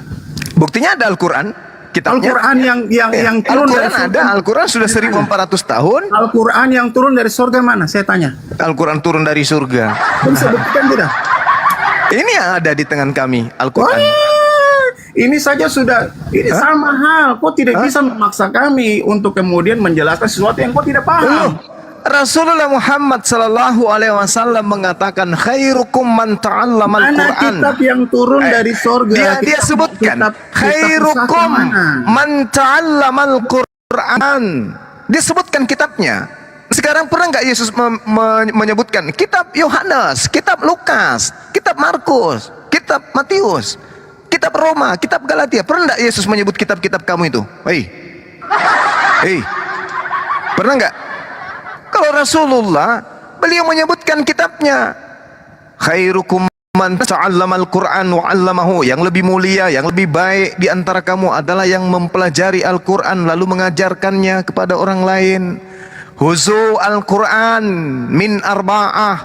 Wahai sahabatku, terima Al-Qur'an dari 4 sahabatku. Beliau menyebutkan, kau terlalu memaksakan, tidak ada saksi apa? Sejazirah Arab menjadi pengikutnya. Sekarang coba tunjukkan siapa keturunan dari ke-11 murid Yesus yang sekarang menjadi Kristen. Ayo. Keturunan? Tidak ada keturunan. Yesus tidak punya keturunan. Otakmu kosong. Ke-11 muridnya siapa? Ke-11 muridnya yang menjadi Kristen hari ini siapa? Siapa ke-11 muridnya punya keturunan yang datang ke Indonesia mengajarkan Kristen nyembah bayi? Siapa? Tidak ada. Itu karangan. Ada. Terus kemana? Kemana keturunan murid-murid Yesus? Mana kau buktikan? Sekarang murid-murid Yesus itu kemana? Keturunannya mana? Tidak ada murid yang sampai ke Indonesia. Ya, keturunannya yang saya tanya, keturunannya mana? Keturunan daripada murid-murid tidak ada. Tidak ada yang mengajarkan Kristen. Tidak ada yang mengajarkan Kristen. Itu betul. Jadi kamu ingin mengatakan murid-murid Yesus itu semuanya mandul? Kau bicara sampai di mana ini? Loh, kan kamu berbicara mengenai Kristen, berbicara mengenai Al-Quran, saksi kan? Sejazirah Arab dari sejak baginda Rasulullah Muhammad SAW menyampaikan firman Allah, sampai hari ini mereka tidak pernah menggantikan akidahnya. Intinya mana saksi Quran turun itu saja. Kalau ada sahabat-sahabatnya percaya Quran, orang-orang di sekelilingnya menghafal Quran, keluarganya menghafal Quran, anak-anaknya menghafal Al-Quran, keturunannya sampai hari ini menghafal Quran. Sekarang mana Yesus mengajarkan perjanjian baru? Di mana Yesus pernah mengajarkan kitab Yohanes? Di mana? 7 juta kali, di mana? Coba tunjukkan. Yesus mengajarkan kitab Yohanes. Di mana tertulis itu? Ayo. Taunya cuma menggonggong aja jauh. Di mana Yesus pernah mengajarkan kitab Lukas? Ayo. Di mana Yesus pernah mengajarkan surah-surah Paulus? Ada. Kau terlalu melebar Suma. Saya tanya kau sekarang, kau paham tentang logos tidak? Paham, logos itu buku. Logos itu buku. Kau bodoh. Yang ajar kau siapa? Yang ajar kau logos itu buku di mana? Logos itu firman. Kitabmu, logos itu buku. Logos itu firman, bukan buku. Nenekmu kiper. Logos itu buku. Yang ajar kau buku, kau belajar di mana? Oke. Ada yang bisa buka kamera di sini? Yang ajar kau? Ada yang bisa buka kamera di sini? Coba. Buka kamera dong. Buka kamera apa? Udah kau duduk cantik kau. Bisa. Ya. Tolong buka kisah para rasul, kisah para wartawan nomor 1. Mati mau kau ini sekulu merasa no. Wah, tewas ini, tewas. Kau itu selama kau masih Kristen kau tidak bisa kalahkan saya. Camkan itu. Kau tidak paham logo. Saya sudah lihat sampaikan kepada seluruh Kristen sedunia, selama Bang Suma masih hidup, tak ada di antara kalian yang bisa kalahkan saya debat. Ya, berapa gurunya? Kisah para rasul 1 nomor 1. X1. Logos itu bukan yang makanan kesukaannya. Ini dia Bang, Tepolius dalam buku. Orang umat Islam dengar, cuma yang kamu banggakan ini tidak paham logos, dia takut bahas. Udah, kamu nggak usah banyak cerita. Sini mata ke layar. Belajar Kristen sekarang, matamu, belajar ya. Sobek matamu sampai kuping kita supaya ke bisa melihat tuh. Kisah mana dia? Kisah wartawan 1 nomor 1. Nomor 1. Nah ini. Hai Theophilus, dalam bukuku yang pertama, aku menulis tentang segala sesuatu yang dikerjakan dan diajarkan Yesus. Nah ini bahasa buku ya. Buku di situ apa? Oke. Pasang matamu. Itu bukan buku. Pasang matamu. Dar, selamat datang di kebenaran. Oi, logos itu bukan buku. Kamu semua bodoh. Ini apa? Ini apa? Benar. Ini apa? Logos itu firman, Bos. Ya udah ini bakar aja, Logos bakar. itu nominatif. Ini bakar aja, bakar. Nominatif dari kata logos. Lah ini Logos itu sebenarnya satu ras dengan legei dalam bahasa Yunani. ini apa? Teriaklah kau di situ. Ini Menggonggonglah apa? kau. Menggonggonglah kau di situ. Ini X bahasa Indonesianya apa X? Menggonggonglah. Langsung googling, langsung ke perpus Gurunda, langsung ke perpus. Kau bilang kamu belum sanggup umur untuk menghadapi saya. Bodoh, dengar. Saya Dari tadi kata turun terus, Parah turun dia. terus. saya bukan kitab Ini Yunani, Bible saya Hub, buka ini original Bible teks. Tahu dulu. Hub. Dinda Ini Bible Kores. Hub. Yes. Coba buka di Alkitab Sabda coba. Oke. Kisah Berarti para yang Rasul 1 nomor 1. paralel ya. Oke, Iya. tunggu. Kak Kis satu paralel. Kok kamu berhenti dulu? Posisi logos dan logon itu berbeda, Bos. Mulai nipu Ya ya, lagi. boleh. Kasih lah. Beda, boleh. Nah, ini paralel Gurunda udah. Ah, coba klik angka 3056-nya deh. Oh, di bawahnya ya. Nah, ini ya. Nah, ini nih lihat nih. Ini kepada Theophilus dahulu dalam kitabku 3056. Klik. Tuh, nggak perlu diketik Gurunda. Jangan turun.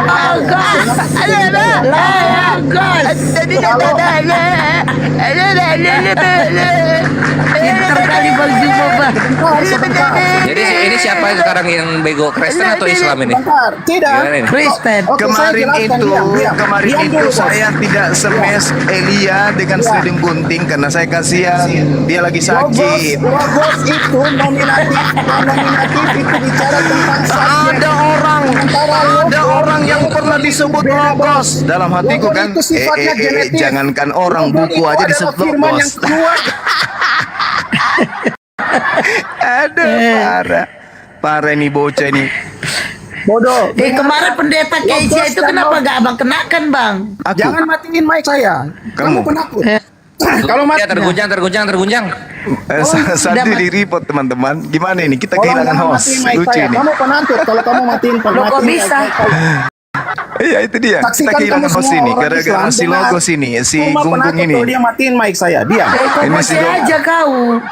Logos dan logon. kamu sudah tahu, kamu sudah sadar bahwa bukan cuma Yesus yang disebut logos, kamu udah paham? Dalam grammar Yunani, logos dan logon itu berbeda. Logos itu adalah Tadi itu sudah kita lihat logos, tuyul. beda. Tukang tahayul. Kau tidak belajar Yunani, saya yang belajar Yunani. Coba kau terangkan kalau begitu. Dinda Kores, kita buktikan mulut besarnya orang ini ya, Dinda Kores. Bang Kores, monitor. Oke, berangkat. Kau kasih ke Tunggu. Sabar kau. Kau tenangkan dirimu di sini. Orang sombong itu harus saya sombong sama dia. Buka Markus 1 nomor 1 deh. Jangan paralel. Markus 1 Jangan paralel. Iya, jangan paralel. Oke. Oke. Markus Oh, kau 1. Nah, ini udah inilah baru seupil permulaan. ilmumu.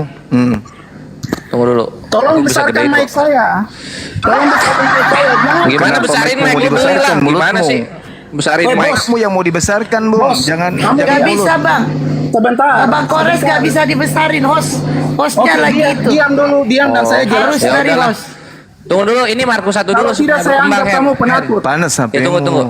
Inilah tidak permulaan saya anggap Injil penakut. tentang Kamu adalah Yesus penakut. Kristus, anak Theos. Gak Nah, bisa terus gimana? di-mute. Coba kau tunjukkan original teks kitabmu anak Theos di situ, anak Allah. Coba. Kalau begitu Oke. diam dan dengar. Iya. Diam Coba dan tunjuk. dengar. Iya. Logos dan logon itu dua. Itu sudah lewat itu, Dengar, tuyul. diam Udah dulu, lewat diam. itu, udah. Kau udah KO di Diam, situ, kau udah diam, KO, kau. udah KO itu. Buku disebut logos juga, udah. Sudah. Bahkan bukan cuma buku yang disebut logos itu, ada juga tanggung jawab juga disebut logos, otoritas. Udah. Bahkan bukan cuma buku yang disebut logos itu.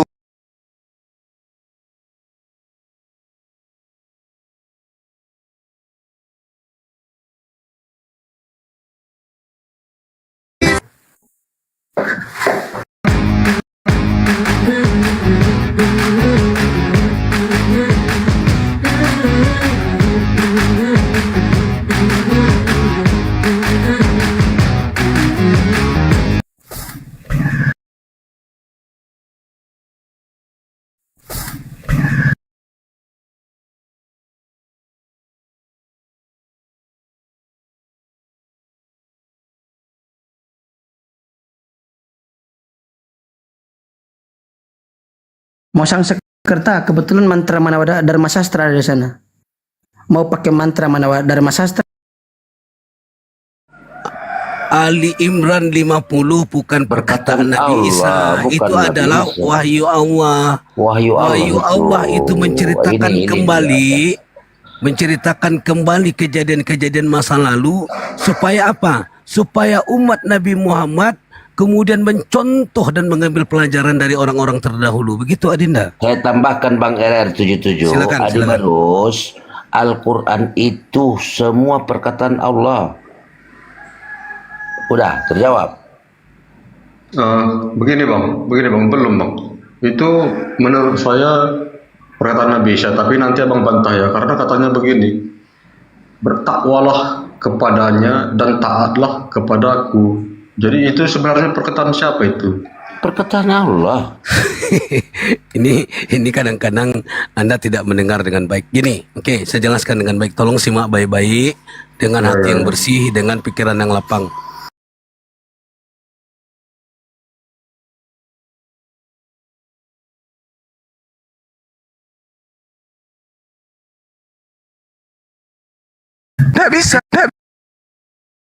Nggak bisa, kamu nggak bisa nipu kami.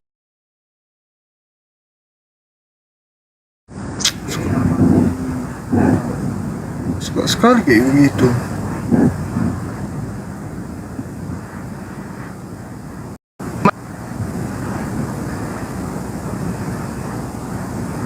Suka begitu yang TikTok kurang kerjaan.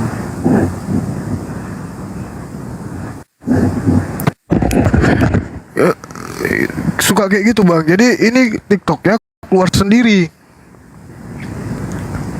Jadi aku nggak bisa masuk ke TikTok kecuali ada jadi tadi ada laporan yang kan sebelumnya aku udah bilang kan ada pemberitahuan peringatan terkait yang tadi itu. Nah lagi seru-serunya mungkin ada ditambah lagi ada yang laporin ujaran kebencian, biasa kan kayak gitu, oten kepanasan. Nah otomatis aku keluar sendiri nih TikToknya. Aku nggak bisa masuk lagi ke TikTok. Kalau aku masuk otomatis dia rungkat kayak gitu. Jadi biasanya bisa live dilanjutkan, ini nggak bisa kayak gitu. Sebelumnya udah ada laporan pemberitahuan peringatan dari TikTok 2 kali peringatannya. Memang kalau ada peringatan gitu harus keluar, cuman kan dipaksakan live, akhirnya ujung-ujungnya dikeluarkan sendiri sama TikTok.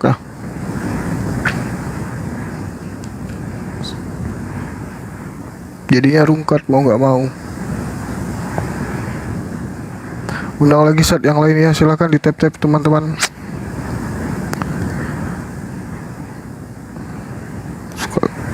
Ada sensitif kali nih TikTok.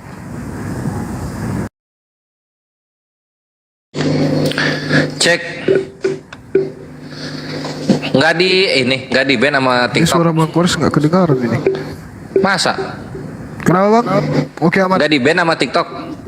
Tadi kan 2 kali pemberitahuan bang, ada peringatan dari TikTok. Tiba-tiba aku keluar sendiri ya. Tadi kan aku bilang Bang Zuma aku keluar, nggak bisa masuk ke TikTok. Nah ketika aku masuk, terus biasa kayak gitu, kalau aku lanjutkan live-nya keluar otomatis, nggak bisa dilanjutkan live-nya. Oh iya, aku dengar tadi. Kayak gitu. Ya, selamat terhitungnya, enggak sih? Udah udah pincang-pincang dia. Tapi nggak sampai tewas Ikhwan. Ini malu banget itu dibikin malu sama Gurunda. Logos itu buku. Kasihan. Kamu tit Zuma. Gimana kamu belajar logos itu buku gitu dia. Kayaknya rungkat tadi gara-gara sebutin nomor. Terus video itu. Jadi ya sensitif memang TikTok guys. Iya. TikTok tuh kalau nggak muka orang di report-report.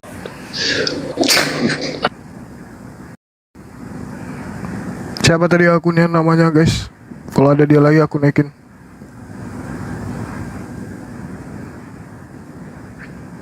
Bukan yang ini yang tadi turunin. Yang ini mah siapa ini? Assalamualaikum. Waalaikumsalam. Jangan dia mau kasih Assalamualaikum warahmatullahi wabarakatuh.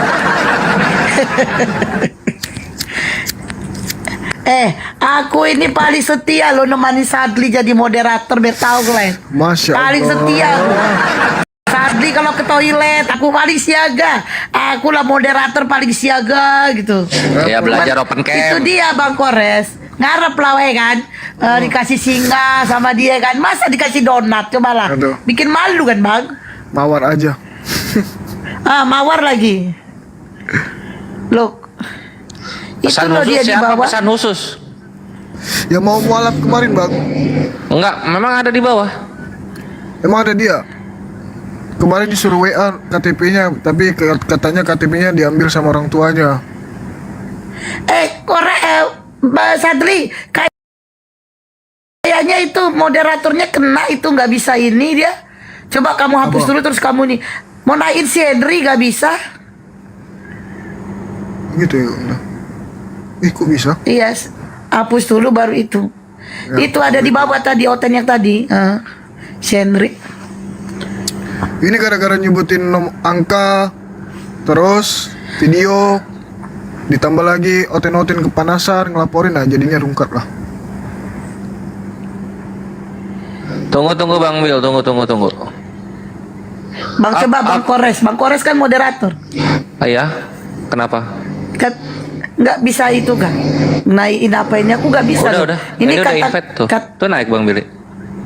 Udah. Udah kena tadi tuh logos.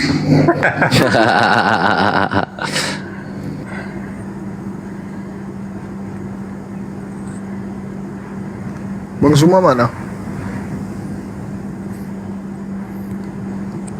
Kalian tahu di mana Bang Zuma? Coba komen. Ada di bawah Bang Zuma 06 bukan? Iya benar. Iya ini.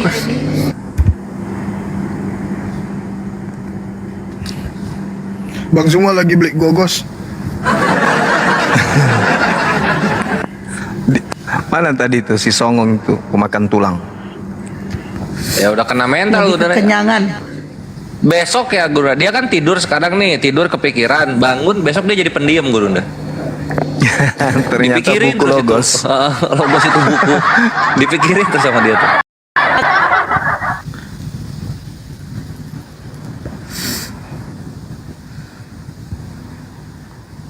Oh ini ada Henry, oke aku naikin bang. Terima ya. Nggak bisa dinaikin bang, karena akun abang privat. Abang harus request dulu klik tamu.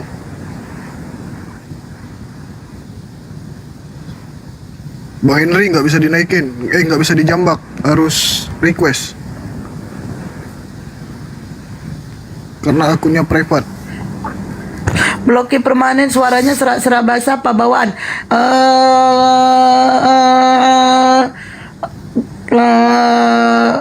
Gat.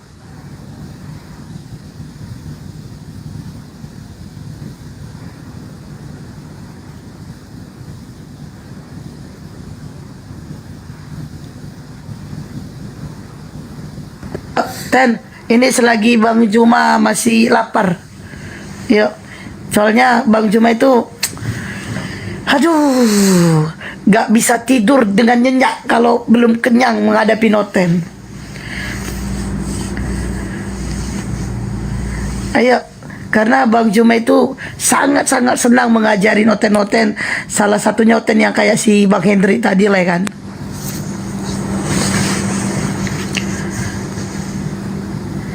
Yuk, pasien selanjutnya. Mana Bang Henry? Kenapa nggak request bang? Aku bukan Bunda Rama loh, woy.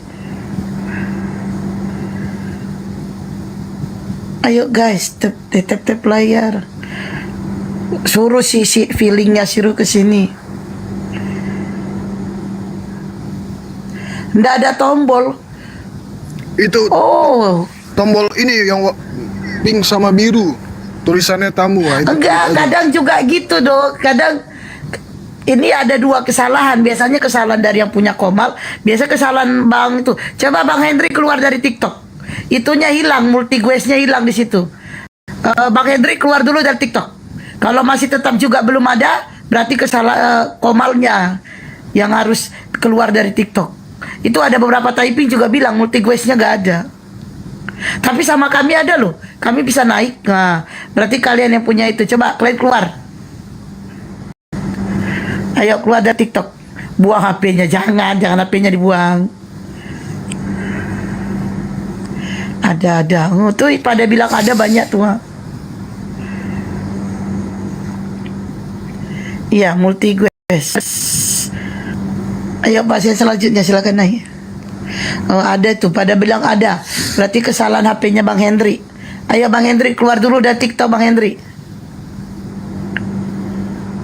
Cuci HP-nya. Astagfirullahaladzim. Kalau logos lu cari gak ada, betul. Kalau logos gak ada. Hendri keluar dari botol. Astagfirullah. Ayo guys. Kalau gogos nih. banyak di Makassar. Bunda nggak tahu gogos? Apa itu? Oh, makanan khas Makassar. Namanya gogos. Gak tahu. Nanti cek di Google. Jadi sambil nunggu Oten ya, sambil nunggu Oten ya Bang Juma, sambil nunggu Oten. Jadi teman-teman yang mau di Makassar tuh, di Sulawesi Selatan, di tempat kelahiran Bang Juma itu sedang ada bencana guys, yaitu bencana banjir, dan ada juga korban jiwa, ada yang meninggal, dan sudah 7 orang korbannya ya meninggal akibat daripada banjir yang 3 meter ya dalamnya, dan rumah ada yang hilang dan bahkan ada rumah yang tenggelam. Nah teman-teman, kita di situ mengumpulkan donasi, yaitu melalui donasi api. Dan bagi teman-teman yang mau berbagi sedekahnya bisa langsung ke rekening api, atau melalui koin gift boleh kirim ke Pera Istar ya. Bagi teman-teman yang mau bersedekah untuk membantu saudara-saudara kita yang sedang mengalami bencana, bisa mendonasikannya ke rekening api atau melalui gift Pera Istar ya. Berapapun sedekah kalian itu sudah membantu saudara kita yang sedang membutuhkannya. Dan sudah ada korban, yaitu sudah meninggal 7 orang akibat daripada banjir, yaitu tidak bisa berenang, jadi tenggelam gitu ya. No. Jadi ayo saudaraku, satu mawar pun sudah berarti bagi saudara kita yang sedang membutuhkannya ya. Ingat, jangan takut miskin karena sedekah, tapi sedekahmu itu akan membuat kamu kaya. Ada yang nanya koin yang tadi hangus nggak bang katanya? Enggak.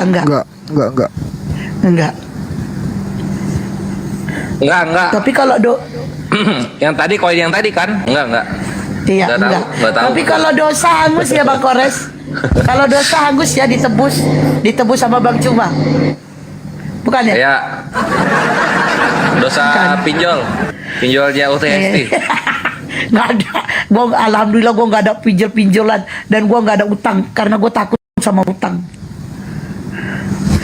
Aku tuh punya prinsip, lebih baik aku nggak makan daripada utang. Nah itu aku punya prinsip. Ingat guys, jangan pernah takut kelaparan. Kenapa? Karena kita punya Allah yang maha kaya. Jadi kalau kalian sedang tidak punya uang, mintalah kepada Allah. Tapi kalau kalian tidak bisa juga, ada jalannya, minta ke Bang Juma.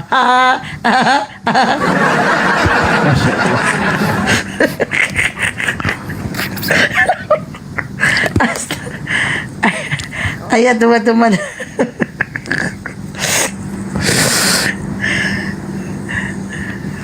Ayo teman-teman yuk. Yang agama Kristen yang mau diskusi silakan naik, minta permintaan yuk, yang Kristen. Ayo yang Kristen. Yang mau bersedekah untuk membantu saudara kita yang sedang dalam musibah, banjir, bencana, bisa mengirimkan ke rekening api atau melalui gift ke Pera Istar. Ya, teman-teman yang muslim, sambil kita nunggu Oten, silakan bikin kopi campur Masako. Jangan. Kalau minta jodoh bisa kah Bunda? Aku penasaran sih, ada gak sih teman-teman ini yang betul-betul mau bikin kopi campur Masako? Ada gak kalian di bawah tuh, Sadli atau Bang Juma atau Bang Kores atau Bang Billy? Apakah Biar kalian apa? mempraktekannya? Biar apa? Ya aku nanya loh. Aku enggak kalian enggak lah. Kalau Masako itu Gurunda doang yang bisa. Aku mau tau kali. Itu beneran gak sih? Aku Atau biasa cuma ngomong doang? Kan ini THR ku belum cair-cair sampai sekarang. Jadi biasa Bang Juma suruh bikin kopi, ya itu ku campurin Masako.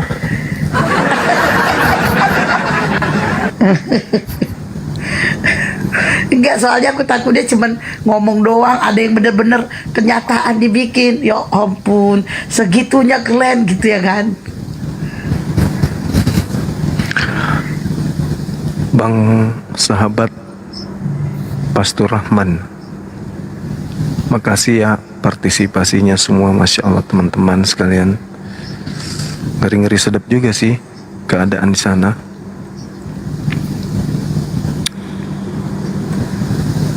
Kita doakan aja ya Bang ya. Kira-kira gimana Kizuma, pemerintah gerak cepat nggak di sana? Ya alhamdulillah tim SAR dari hari pertama udah siaga di sana. Cuman kan kalau tim SAR itu sebatas hanya pertolongan keadaan kondisi di sana kan, tidak terkait dengan bantuan yang mereka butuhkan. Ya logistik benar. Ya, jadi logistiknya biasanya lama. Jadi mesti dari api ini bisa cepat juga ke sana. Insya Allah.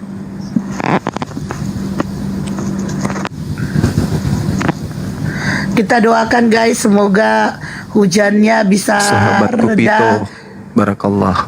Ya lanjut. banjirnya bisa surut ya dalam waktu cepat ya, dalam hitungan jam langsung surut, supaya tidak ada lagi korban dan supaya aktivitas bisa kembali lagi dengan normal. Amin. Amin.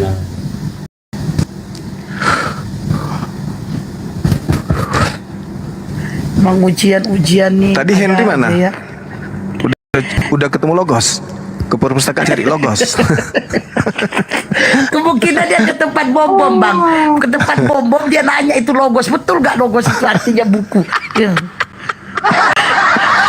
Masih mau Penasaran dia Bang. Ini gara-gara guru saya nih. Ini kores ini. Bunda Hesti kena report. Keterangannya di sini karena terlalu cerewet. Ya. Ini lucu juga ini si TikTok ini ya.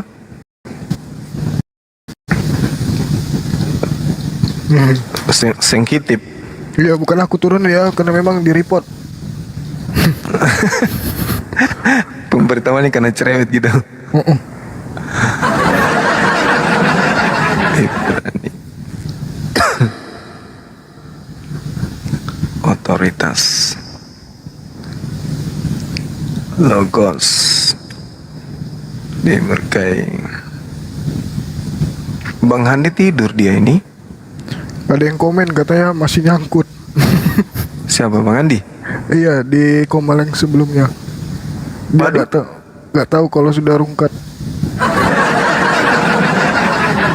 Masa ditelepon lah.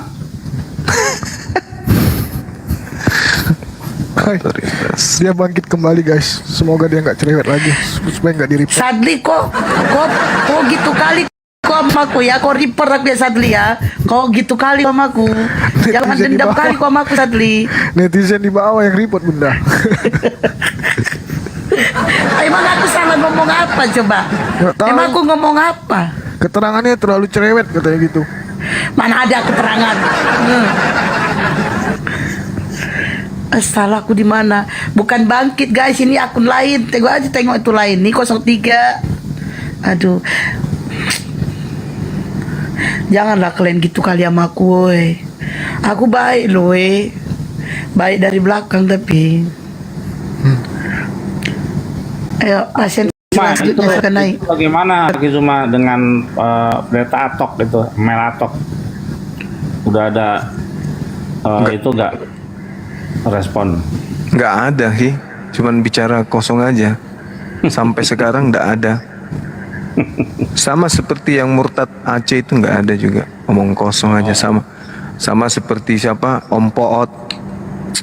Om Poot ya. Ngomong di belakang aja. Iya, itu ngetrol aja biar viral mereka itu.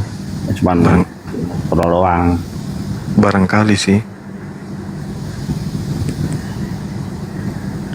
Mereka hanya ingin terkenal aja kali ya.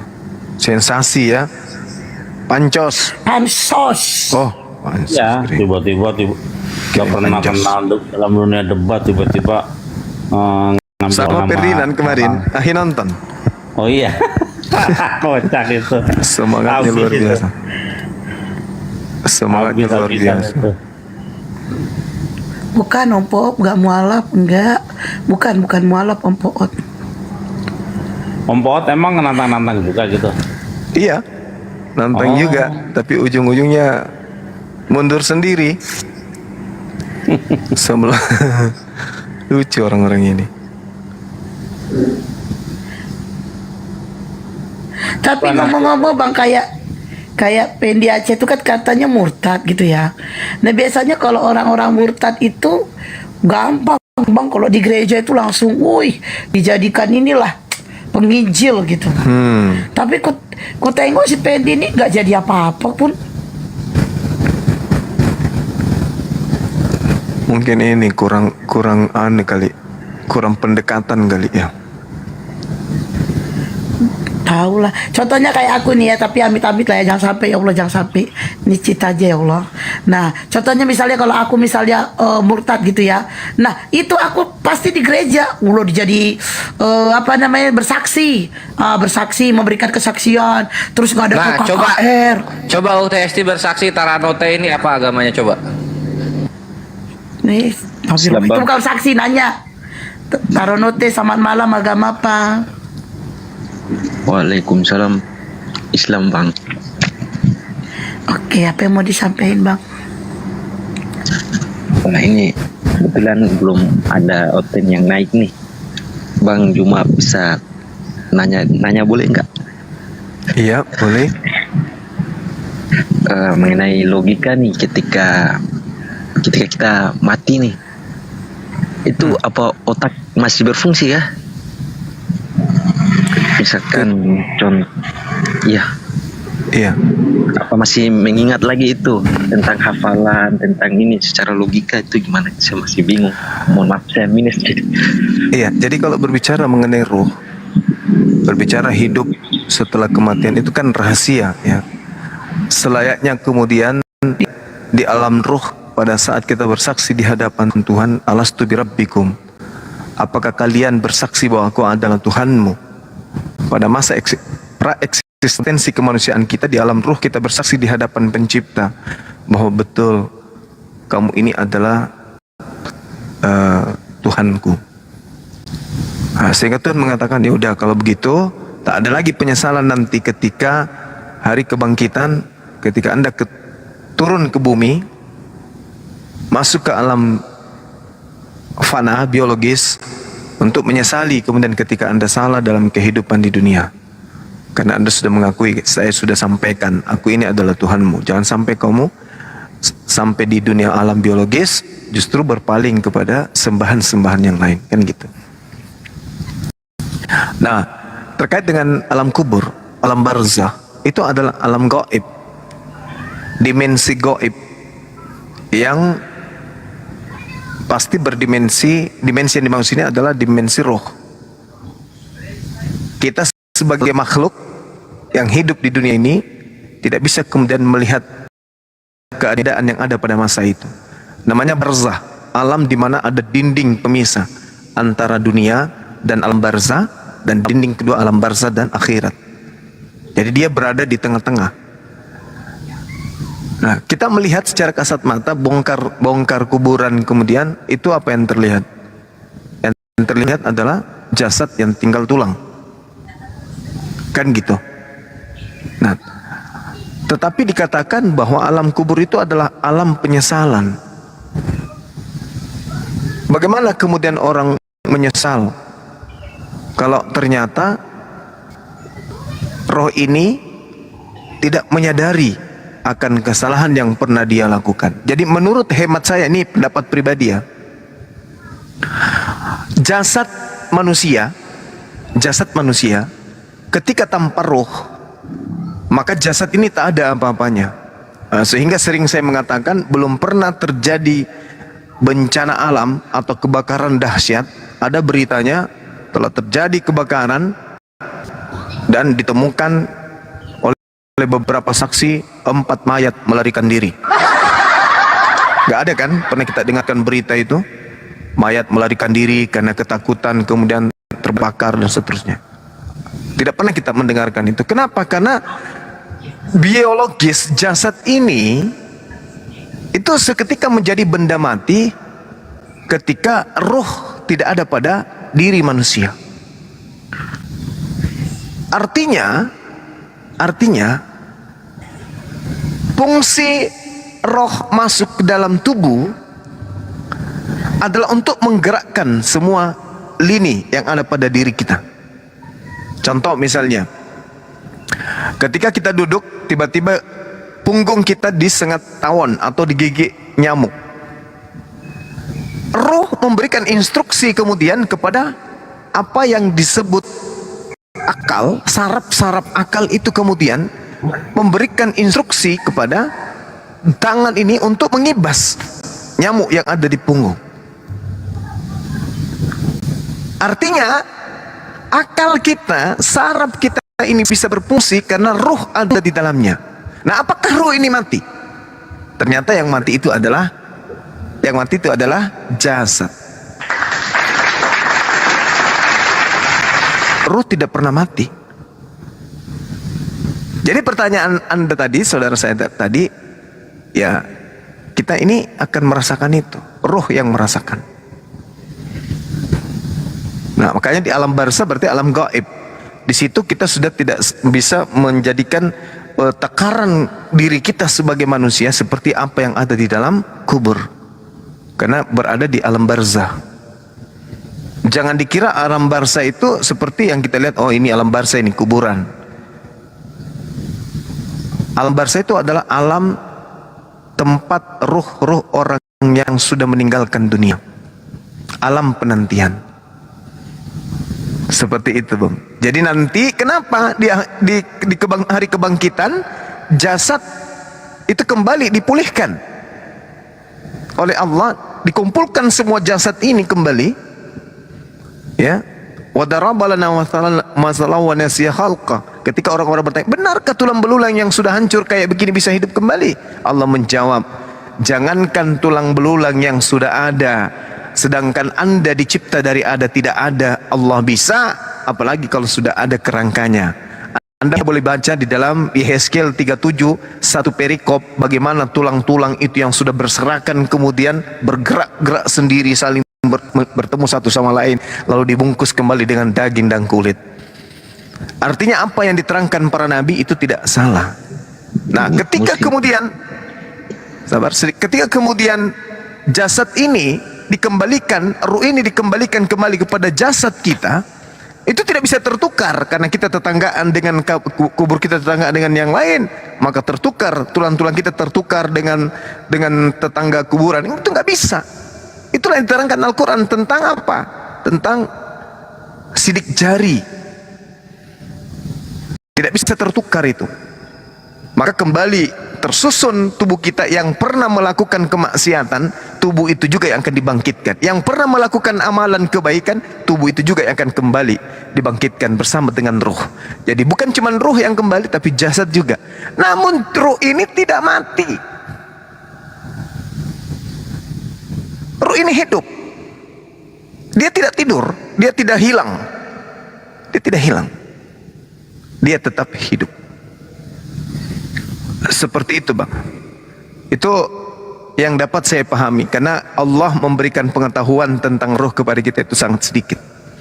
Meskipun ada, tapi sangat sedikit. Karena itu adalah rahasia Allah. Oke?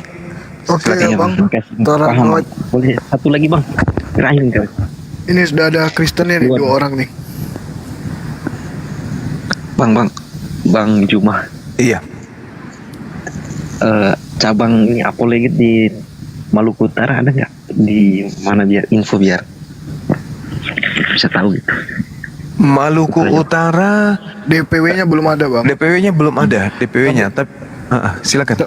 Tapi untuk Bang Para, untuk daftar menjadi anggota API bisa melalui Google, ketik aja langsung apologetislamindonesia.org. Nanti isi saja data-datanya di situ, nama, alamat, KTP, dan juga nomor handphonenya serta emailnya. Gitu ya Bang ya, untuk mendaftar gabung bersama kita di Apologet Islam Indonesia melalui Google. Ya, kalau mau jadi pengurus untuk di tempat saudara juga bisa nanti ya, bisa DM host, kirim nomor HP-nya, nanti jadi pengurus di sana, kumpulkan teman-teman yang mau jadi pengurus, nanti kita kasih SK ke pengurusan untuk sebagai perwakilan API di mana tadi? Surabaya. Oke. Ternate. Ya, oke Bang Tara, terima kasih. Maluku Utara. Assalamualaikum, sehat selalu. Merah makasih Delima ya, Bang. kabur. Cuman berani di typing, aku kan suka baca typingnya Merah Delima, dia udah aku naikin tapi dia kabur guys. Kita sapa dulu aja Bang Sapri Putra, dia ini Toraja, orang Toraja. Selamat malam Bang. Gimana keadaan Toraja sana Bang?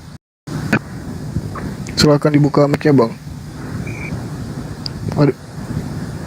Bang Sapri. Ya, selamat malam. Malam. Keadaan Toraja ya sudah baik sih. Ya, dampak banjir longsor juga ya di sana ya. Longsor ini di beberapa titik daerah yang longsor. Kalau ke tempatku longsor juga. Yang mana Bang? Yang ke arah Palopo. Kalau itu sih tidak Bang. Panjang kan tebing di situ, panjang kali kan? Tidak longsor sih, tapi sementara ini yang di Enrekang. Enrekang Pindrang, Enrekang Iya. Toraja. Iya. Alamak. Sama di anu sini, ada di bagian Toraja, di bagian Buntao. Oh, ya lah, mudah-mudahan di sana aman-aman aja lah penduduk warga negara, warga masyarakat di sana. Ya aman sih dia Bang, tapi cuma sih yang kayak bencana yang tidak tahu kapan datangnya sih. Hujan lagi di sana, enggak? Oh, ya, musim hujan dari pagi sampai sore. Waduh, mantap kali lah itu. Makanya sekarang tidak ada mobil lewat di Enrekang ke Toraja. Di mana kita ini sekarang? Di Rantepao. Rantepao ya. Ya mudah-mudahan aman lah. Ya, ini sih yang bencana udah tahu kapan namanya. Kan baru-baru lagi kayak kemarin 6 kali longsor itu. Yang longsor kemarin ulang lagi 6 kali. Tempat itu lagi ya? Sama? Iya, tempat yang sama. Waduh. Dekat nah. Tapi lebih parah di Luwu sih. Iya, di tempat saya itu, tempat keluarga saya itu benar-benar baru kali ini terjadi. Iya deh, baru Iya, benar. Parah nunya. Iya, kalau dulu kan Masamba. Iya. Kan? Ini mengarah ke arah sini, ke arah Wajo. Banyak orang Toraja juga di situ. Daerah situ. 14 meninggal ya? Berapa dia?